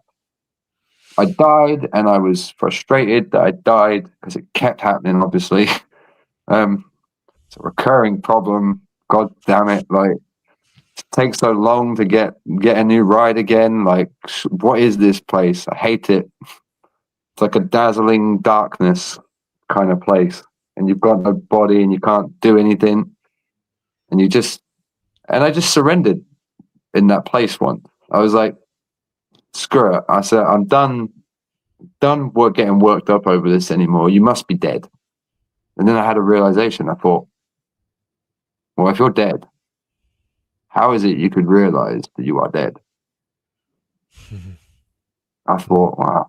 And I just incarnated after that. All the pretty lights came back, and then death after that was just one body to the next. Like, it was, although it seems like, but yeah, sometimes, it's timeless. I'll take a little. Well, if it's one off. body to the next, I mean, who's deciding or what's deciding on what body you move to? And I thought that we had some involvement in that, and selecting a body or family or a soul group, or we kind there of was some kind of we kind of picked the person that that's what I was under the impression of too, Jim. But it's different for everybody. And you're not contradicting that, but you're saying that you moved into a kind of period where there was no longer any transition time between bodies or incarnations where it was just instantaneous, or at least the way you experienced this, it seemed instantaneous anyway. Absolutely, yeah. Yeah, it seemed the last time it seemed instantaneous, and there was a lot of similarities in that world to what's going on now. There's a thing, you can create a trajectory of the next world that you want to go in by how you live your life now. So that's fundamentally how you choose. And I didn't quite have a say in this body. Like, I had to kind of broker a deal with the reptiles to get it, because normally I'd be in like a homodimensional body where it's like very lucid and very free, and let's teleport, and I want to see the dinosaurs, like, you know, any point in space and time in any universe or whatever. It's pretty liberating, it's pretty free. That's what I'm kind of used to. So when I came here, I had to like broker a deal almost to get a seat, and the reptiles kind of wanted me to do some work for them while I was here as well. But I said to them, I was like, "Oh, let's get a body," you know. They're like, "Yeah, but you're gonna do some work for us if you come into these parts or whatever. You know, we know we rule these parts." I said, "Yeah, I'll see how I feel." They're like, "No, you're gonna do it if we give you a body." I said, "I'll see how I feel on the night." No, they go, "No, if you take it, you're gonna do this work for us." And I kind of got caught up in that when I was younger, but I got out of it. And we still have our discussions. They're all bent out of shape at the minute because they're losing control of this reality again. Now, when you say reptiles, are these the same reptiles that, say, David Icke speaks of, like Yeah. the archons? Some people refer to them as like the architects. Do you think that they're like the architects of this matrix, that they haven't just hijacked the matrix or this earth, that they have designed it in some kind of way? Or Yeah, reptiles aren't very creative in their nature. They're very fickle, very survival orientated. So we create things, and what the reptiles have done, you tapping into, they design it. Yeah, they've created the matrix. They've taken things that we've created and they've designed a prison with those things for us. That's what they've done. We create the reality. They've just designed it and positioned those things in a way where we've created our own prison in a lot of respects, where it's a physical prison. so do you think? Sorry. So do you think that they condition us? They mold and shape us in the various ways that they can, and by doing so, we create the reality that they want, Yeah. or the prison reality. Yeah, that they exactly want. that. Yeah, they structure our beliefs using religion and so forth. All kinds of things. All kinds of things. Peer pressure. You know, they use guilt. That's why people turn to religion at later parts in their life for whatever reason. There's just the guilt of their degeneracy, for example. Some people turn to religion.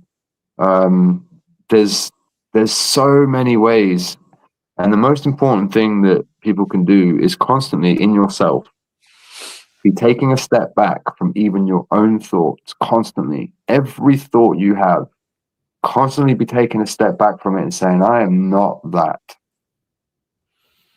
That is the best thing any of us can do in this situation, because it then allows us to sort of utilize our minds as a tool. Our minds are no longer in control of our perception, and it enriches people's lives greatly, and people, you know, understanding neuroplasticity. It's the brain's fundamental ability to rewire itself. Anytime you do anything, you are literally modifying your brain to become better at it. and that's just a fundamental trait. So all these sort of mind prisons that have been created for us through, guilt, fear of what people think of us, peer pressure, it's very clever. And like I alluded to earlier, creating neural pathways in the brain is not a short process, but practice makes perfect, so people can practice having their own contact as well if they truly want to. It might take a few years, but you can. I mean, I can go out and just go see UFOs. There's other areas in the world that make it easier to do so. We've got areas in the UK which are very popular. There's a place called Avebury, which I don't know what it is about that place, but I mean, Dave and I went there multiple times with, the group. We'll call them the gaggle, and we saw a range of crazy things. Lights in the sky. We've seen lights UFOs get close, really close, come down to land. Dave's got a whole range of story. You have to contact Dave as well. Well, I meant to ask you, what Dave has been doing, if he would be open to having a conversation. There's a strange situation occurring at the minute, and it's partly what happened on that other interview. On Basis interview with Miles, yeah. Dave and I, we don't talk before interviews and say, okay, we're going to say this. Like we don't do it. Right? We barely speak on the phone. It's all done through message these days. And when we do speak, it's not like we're sat around trying to, arrange our stories. So when he said those things on basis, I was a bit taken back by it because it's a very different. He's drawn a very different conclusion from you about now contact experiences. So that's been a recent.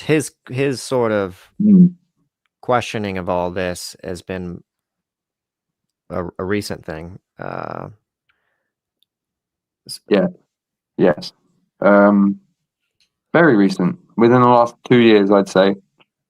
But that, we've lost people like on that journey, as I'm sure we do on, everyone loses people through walks of life. But there was a lot of pain in the people who lost their life. There's a lot of sadness. And I think he was in that moment. I think he was just thinking about friends. And he feels that there's a kind of callousness on the part of the ETs, that they feel that the ends justify the means, and that he felt that he was kind of being used in a certain way, and that he didn't have equal terms with them as far as the relationship. Is that correct? Yeah, absolutely. That's currently where the situation stands, or at least the last time we spoke was on that basis interview. But I also understand where he's at in life. He's got a lot of responsibility. He's living a very 3D lifestyle at the moment. And that does take its toll, it's the very control system that keeps us locked into the reality, the 3D reality. But I think just coupled with the loss of over the years, and just even some of the things that Dave's gone through as well, I think he's right to at least question that relationship, because he's actually bringing up a lot of the same frustrations that I had before I'd had an experience as an adult. It was like, why can't I have an experience now? When he was the one who had experiences and was saying, I'll give it time or whatever, So it's almost like he's now questioning the things I was questioning when he was there. So there's a part of me that feels a sense of duty to almost kind of remind him not try and convince him. Just try and remind him. And I haven't yet done that. Because I'm not in the business of trying to change people's minds. And I do think it is probably a worthwhile effort that I do try and just remind him about some of the things that happened. But it's quite hard to do when you're trying to hold down a job and, run a family.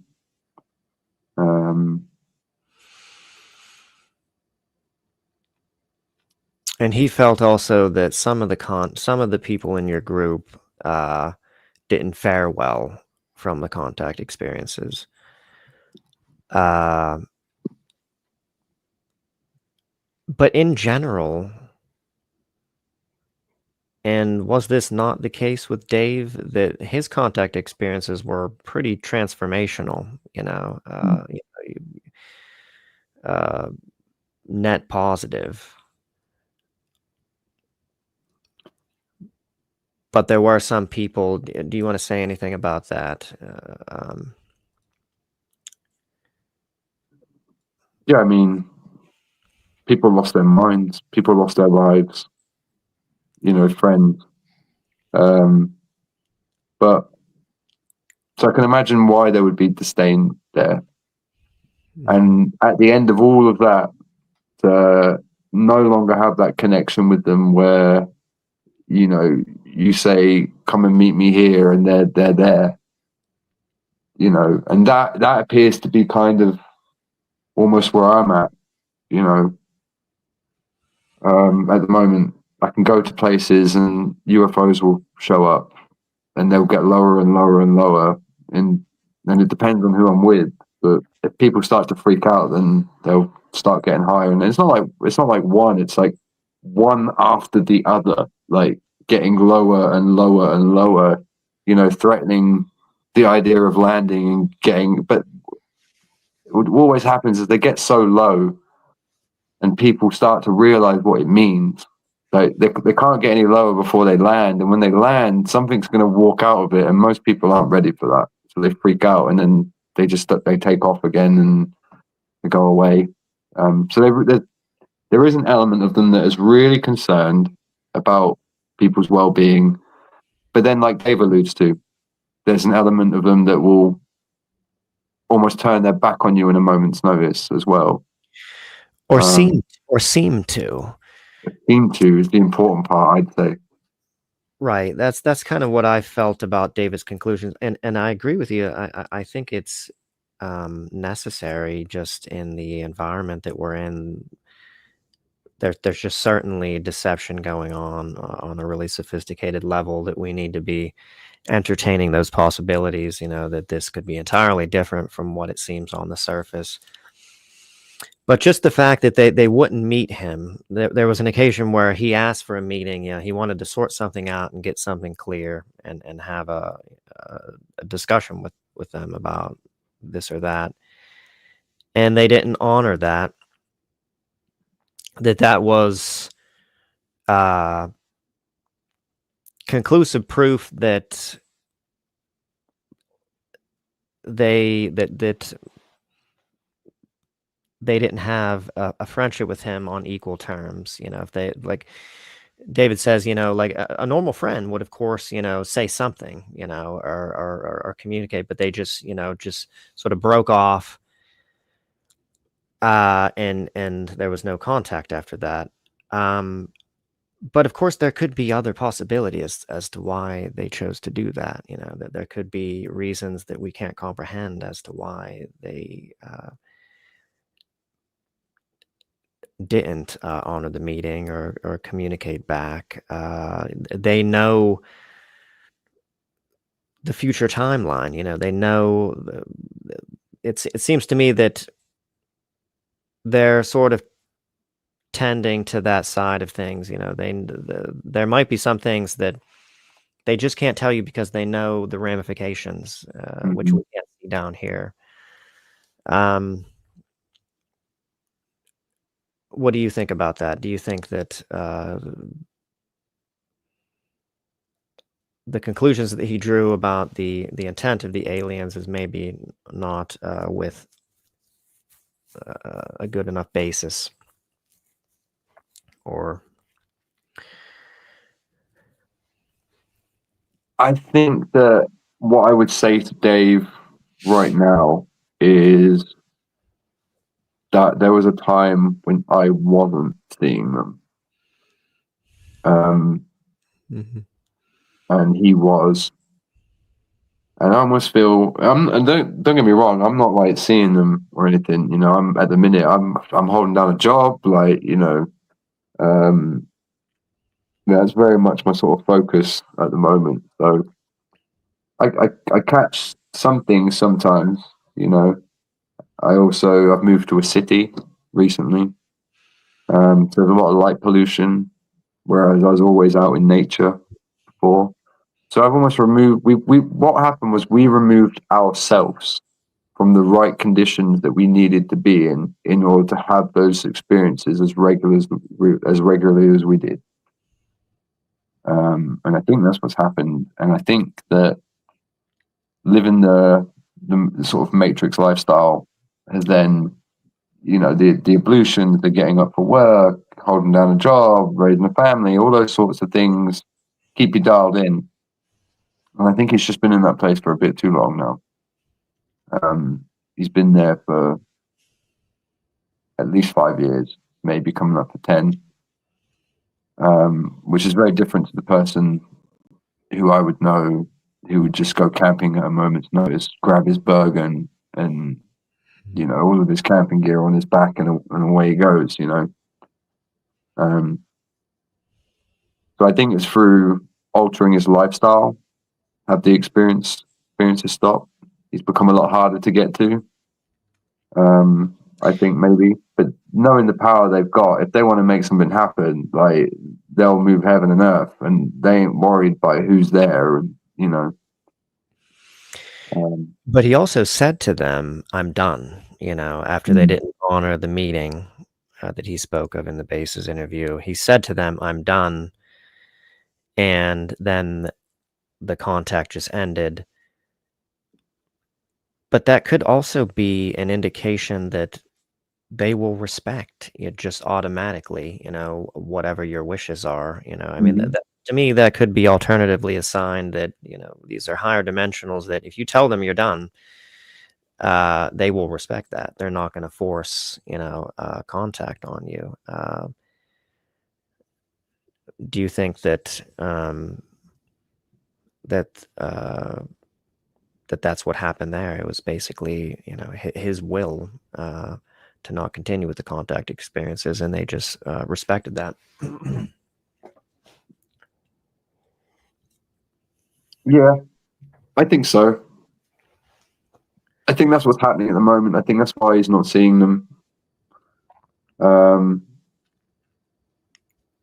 that alludes to what I was saying earlier about, you know, we project the things that we see in our reality. You know, just as easy as we project something, we can not project something. So yeah, and a lot of the time when they try and make contact with people, they find that there's a hard cutoff, you know, like a brick wall.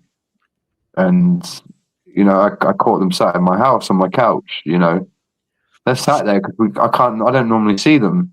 You know, it's a strange thing that I've seen them. You know, it's like, wow, you can see me. It's like, yeah, it's like, well, that's different. You know, it's sort of like that sort of feeling. And most of humanity is blocking them out. And I think that's why there's a link between things like psychedelic. Because if you look at like brain scans with someone on something like LSD, for example, it lights up the brain in every area. It's very interesting actually. So I think that's why you hear people say they took DMT, you know, and they saw some beings or whatever. I've never done it myself, but I was finding it funny what Jordan Peterson said about, he goes on and gives a speech about drugs. He starts off by saying, all drugs are bad. He goes, now hang on, I need to refine that statement. Let's remove psychedelics from this equation because they're just good, nothing but good. And he goes, now let's take cocaine. He's like, that's terrible. You should never take cocaine. Heroin's also bad. And then, I'm just like, well, he's not wrong in what he's saying, And I find it personally quite interesting that there is a link. Because I think that the way in which these beings perceive reality is probably much like someone that's on hallucinogenic drugs. The way they perceive the world is probably more lucid than how we see it. And more fluid too, meaning because they're open to all possibility, they're able to manifest, more fluidly than we are able to. And so thus it's similar to a psychedelic experience. When you're in a psychedelic experience, you're kind of everything that your mental state and the contents of your mind is being projected, onto the experience. Yeah, and with all the studies that are being done, especially over here in England, in places like the Imperial College of London, there's a lot of reputable institutions now doing research on these chemicals and how they influence human biology. So I just always found that interesting. But more like the natural substances, things like mushrooms that grow naturally. I spent a lot of years with a friend of mine who's a mycologist, just learning everything about mushrooms, just in general. Going to like Paul Stamets and stuff, just because it's really interesting. Like mushrooms have got their own weather system. They've got their own updrafts, downdrafts, hot air. It's how they form mushrooms and stuff. It's just such an interesting organism, and it was suspected to be probably the first organism dwelling on the planet, the first life to be on land. Just like the first complex life. Yeah, that's interesting. I didn't realize that. Yeah.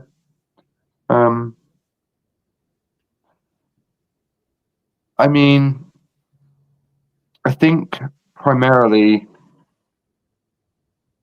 that if humans can evolve, at least to the point where they stop killing themselves, we've probably got a chance in creating a sane society that's conducive to potentially discovering what it is to be an interdimensional being.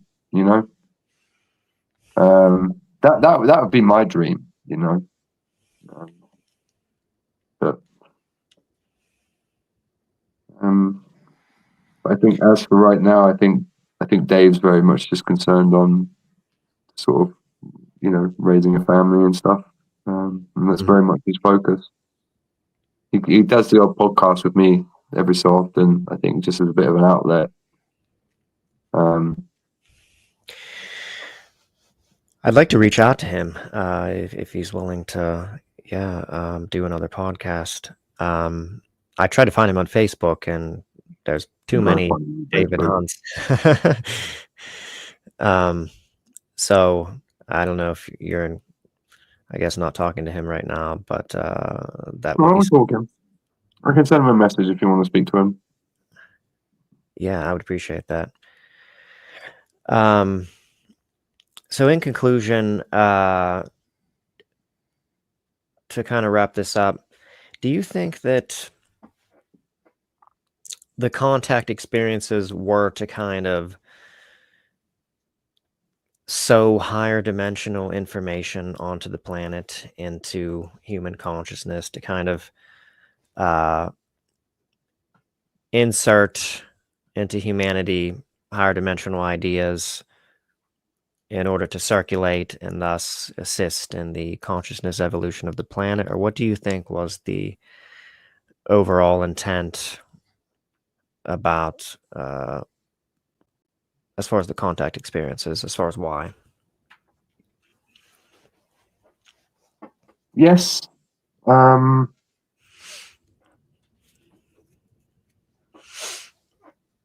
I am an absolute militant when it comes to current affairs.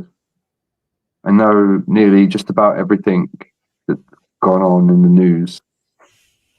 And I don't fall victim to the news, but I am so concerned, or I concern myself daily with the progression of the planet and other people.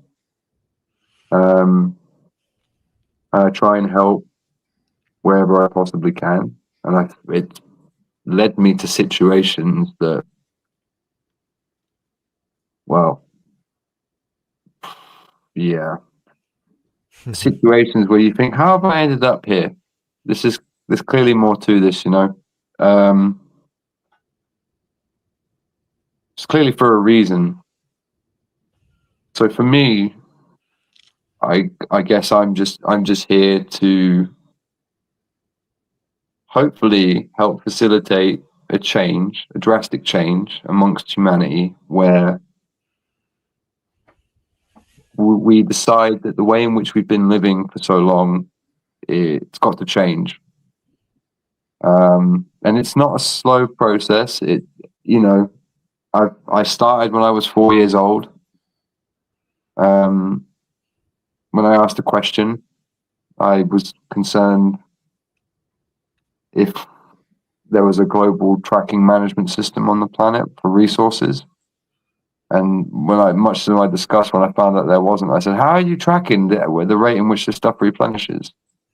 You know, this is a very fundamental issue. You haven't got this right. How can you be expected to do any of the other stuff? Like, I'm like 4 years old, like asking how many blades of grass there are in the world, and very confused about why adults don't know this. So I've always been concerned with the well-being of our species, and I definitely want to sort of see it left in a better way than where I found it, and it's led me on some adventures. Led me down some paths, some misadventures as well. But I would say that what I've experienced is anyone's free to experience. If you genuinely want to experience, you can do the right things that you need to. Put yourself in the right position, surround yourself with the right people. I was very, very lucky that, perhaps maybe even too coincidental, that I was just plopped in a town where there was a large group of people who were going through this almost same experience. It made it easy. But I think if you open yourself to wanting to have that experience, then it finds you. And like I said, when I started this conversation, it was one conversation that I had with Dave, and it was from that one line that he said, "Oh, I know they're real." That was when my curiosity was sort of peaked. And I didn't really read X-Files books. I read one X-Files book as a kid and was like, I'm not interested. And it was after sort of being stood in front of somebody who claimed so genuinely that they had experienced those things. And for me, growing up, I was also really, I learned about Christopher Columbus in school in America, and I was like, that geezer discovered something. I want to discover something. And, you know, that was it for me. That was what it means to me. But I guess it obviously means something different to everybody else. And I guess there's more to this story, I suppose. And I guess it'll be interesting to see where it goes, especially with the world in the position that it's in, with drones flying over New Jersey, you know, the brink of nuclear warfare. Like, it's all pretty chaotic in a minute, and it's not all for nothing, you know. So we're interested to see how the world changes coming out the back of these things.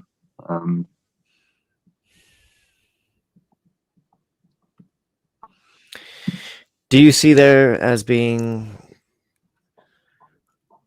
evidence that the consciousness level of humanity is shifting. To me, I feel like there is a lot of signs of that. I feel like Mhm.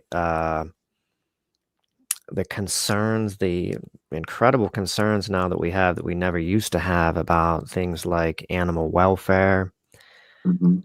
uh, massive shifts like that. The popularity on the internet, I don't know why, but this is a weird thing, but I think it's also indicative of this. The popularity of animal videos in nature, just the virality Mhm. of content about life, on the planet and animals and things, seems indicative that we're evolving in some kind of way. I mean, I know there's a lot of sort of contraindicators, but I think in the long run, in the broad spectrum of things, that it does seem to be, we do seem to be gradually uh, refining in some kind of way. Do you feel that too, or what do you think as far as the trajectory? Do you think we're on an upward trajectory, or do you think it's more confusing than that as where we're as to where we're heading? I think both things are true simultaneously until the situation comes to a head, and then it will calm down. So I think for as much as there's a lot of people in the world who are seeking solace in nature videos, whales jumping out the ocean and humans helping, marine life and stuff like that, Yeah. there's also fires happening in Los Angeles that would likely cause through complete corruption and disregard for laws and procedures that were written hundreds of years before, that governor in Los Angeles. Um, so whilst you've got all these things happening, you've also then got those things happening, where there are some people out there who are quite happy to see life get destroyed at all costs. And there are two teams in this world, I would say. There is people who are pro-life, and there are people who are pro-death. And I think that a lot of the people who have gained control of our society are very much pro-death. Um,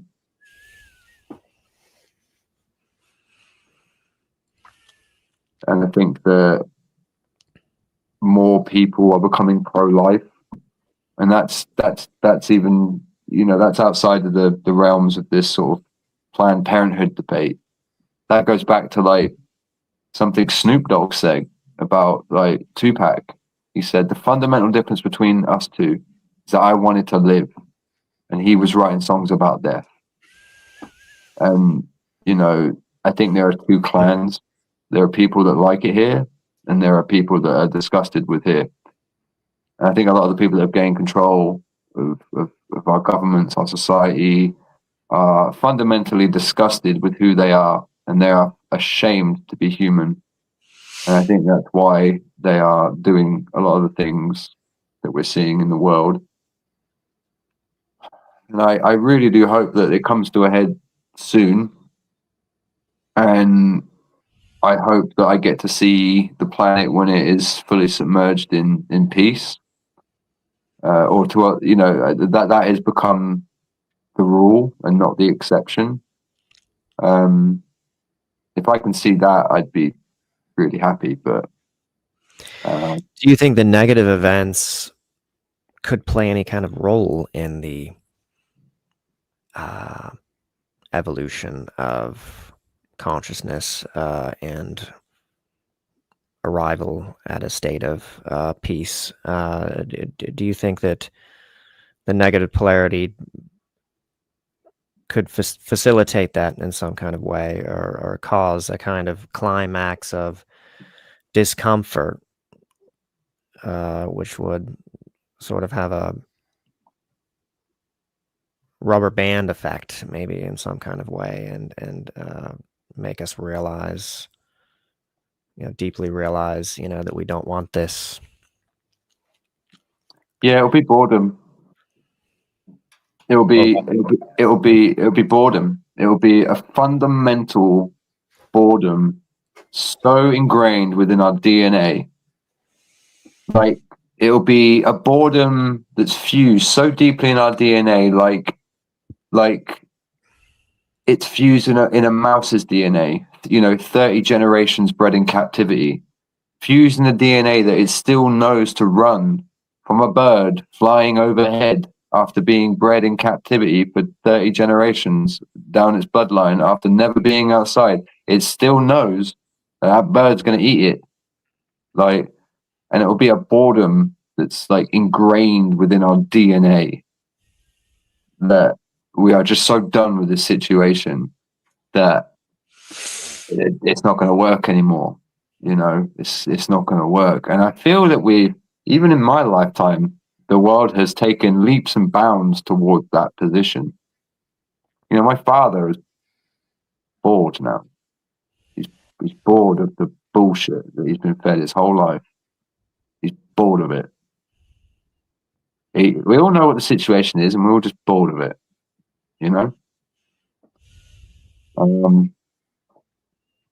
So I think that'll be how the world transitions into peace. We'll look back on a lot of the things we did, and we'll just be like, "Oh my God, we did that,"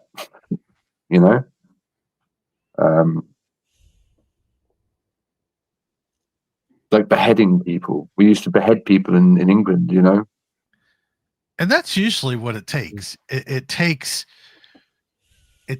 all this that's compiled and been shoved in our faces, and until we are like, wait a minute, what the heck are we doing? I mean, like you said, the beheadings, and even way back before that, Spanish Inquisition, it is horrible. And we semi-learned from that, even though deaths still happen on a continuous basis, which I don't understand why, but yes, it's very fascinating.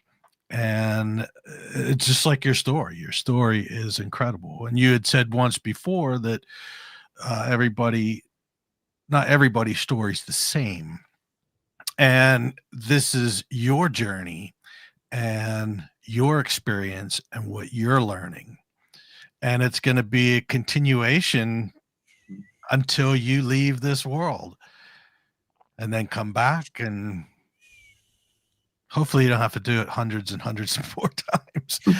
But yes, it's just a continuum, like life. We are energy, and when we die, we just keep going. So the story's never going to end. It's true. I'd say we're all living an eternal life, but how much we're aware of it is very much open to every individual. And you're absolutely right. I'll constantly be learning until the day I leave, as I'm sure everyone else will. But I just get the sense there's still more. There's still more, Absolutely. I think it's very exciting what's going on in America right now as well. I think there's a lot of, I wouldn't say that politics are going to solve our problems, far from it. But at least, now America's not being attacked and almost used to perpetuate that same attack throughout the world. So that's refreshing. And I just hope that Trump does what he says he's going to do, and he's going to limit the size of government, because that really is the solution here to a lot of the world's problems, is reducing the size of government and how bloated it is, especially the US government. We don't need any more insider trading from Nancy Pelosi. Right. You know, I also think to that me, it's a coin toss now. There's just the way it's unfolding. Not to get into a whole conversation about politics, but I think that there's just a lot of I had hope too. I still have hope. I really have a lot of hope as far as RFK being brought in as a home health secretary, that there could be a lot of change from that. To me, he's someone who has just genuine integrity, and that would do the right thing, no matter what, if it was in his power to do so.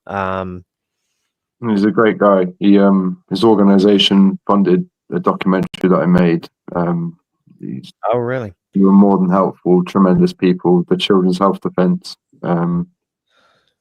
So yeah, we made a documentary about the health system, and he helped us fund it, and their organization. So really great people, and they really concerned about just making sure people are okay as well. So I can't I hope he gets into. I really do, because I've worked in biotech, and it's awful. It's truly awful. And I believe that he'll do a really good job, because I think he understands the problems of the health system, and it's for having such different health systems in America and the UK. The problems aren't so dissimilar as well. It's been taken over by centralized protocols, and those protocols are killing people, and that's what happened all throughout the world, or Western medicine at least, should we say. And I hope he fixes it. Say that again. I hope he fixes it. I hope. I don't care. If someone's a politician, if they've got genuine intentions, and they're going to do a good job at something, it doesn't even have to be politics.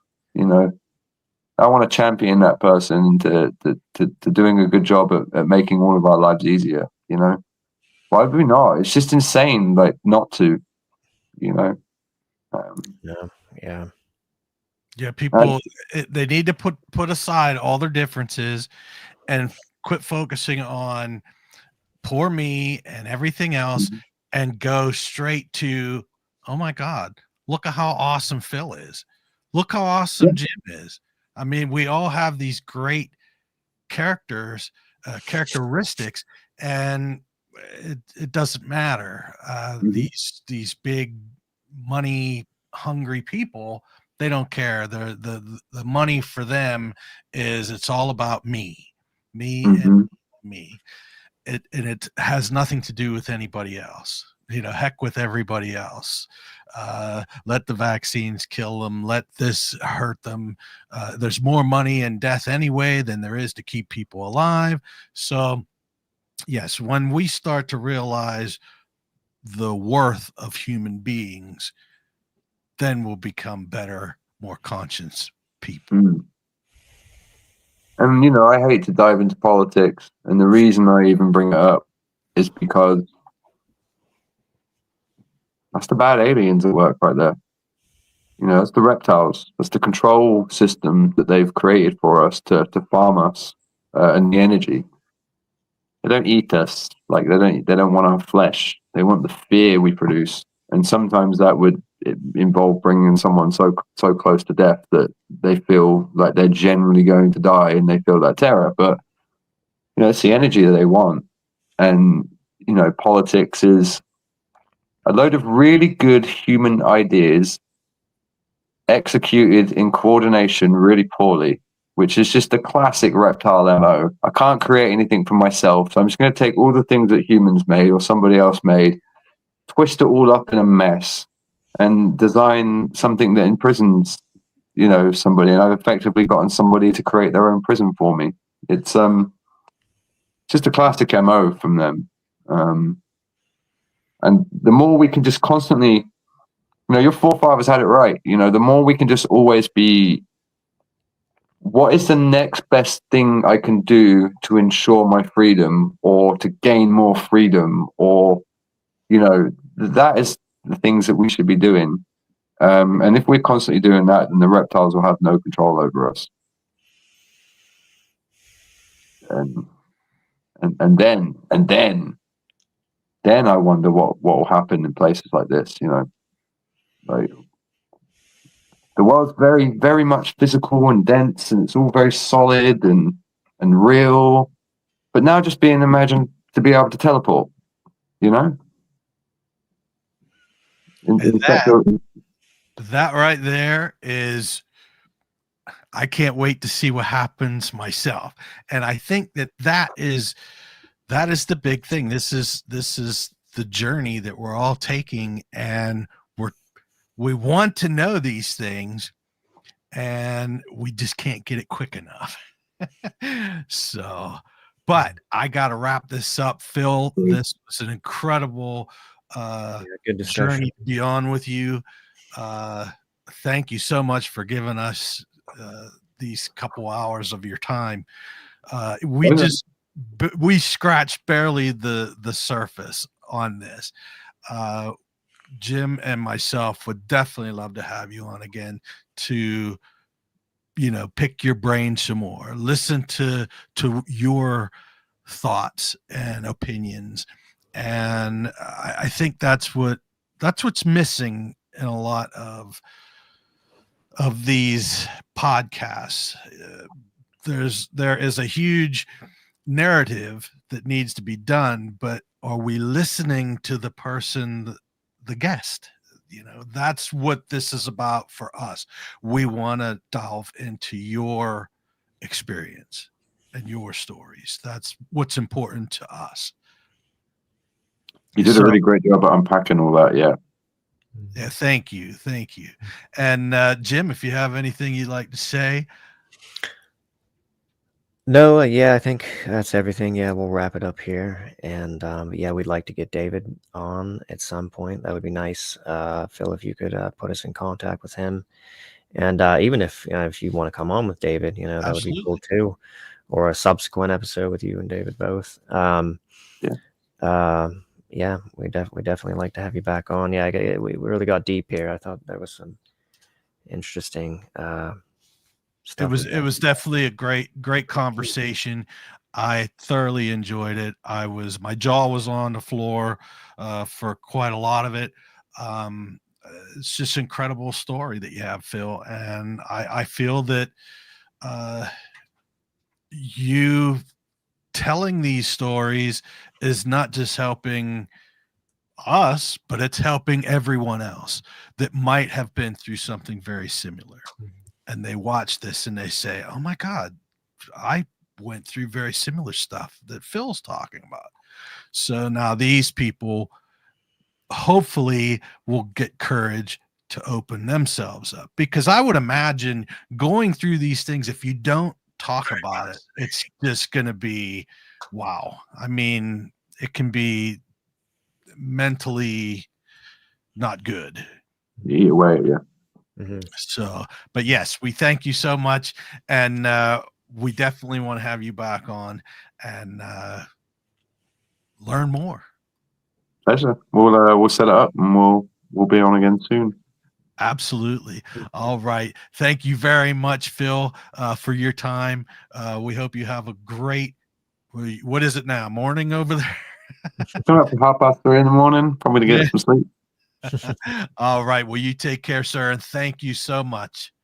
Will do. Thank you for having me. Pleasure. All right. Thank you, everybody, for commenting and watching and listening.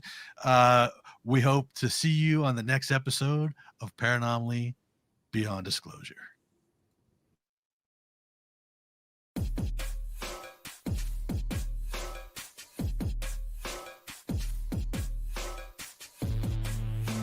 Thank you for tuning in with us tonight. We hope you enjoyed this episode.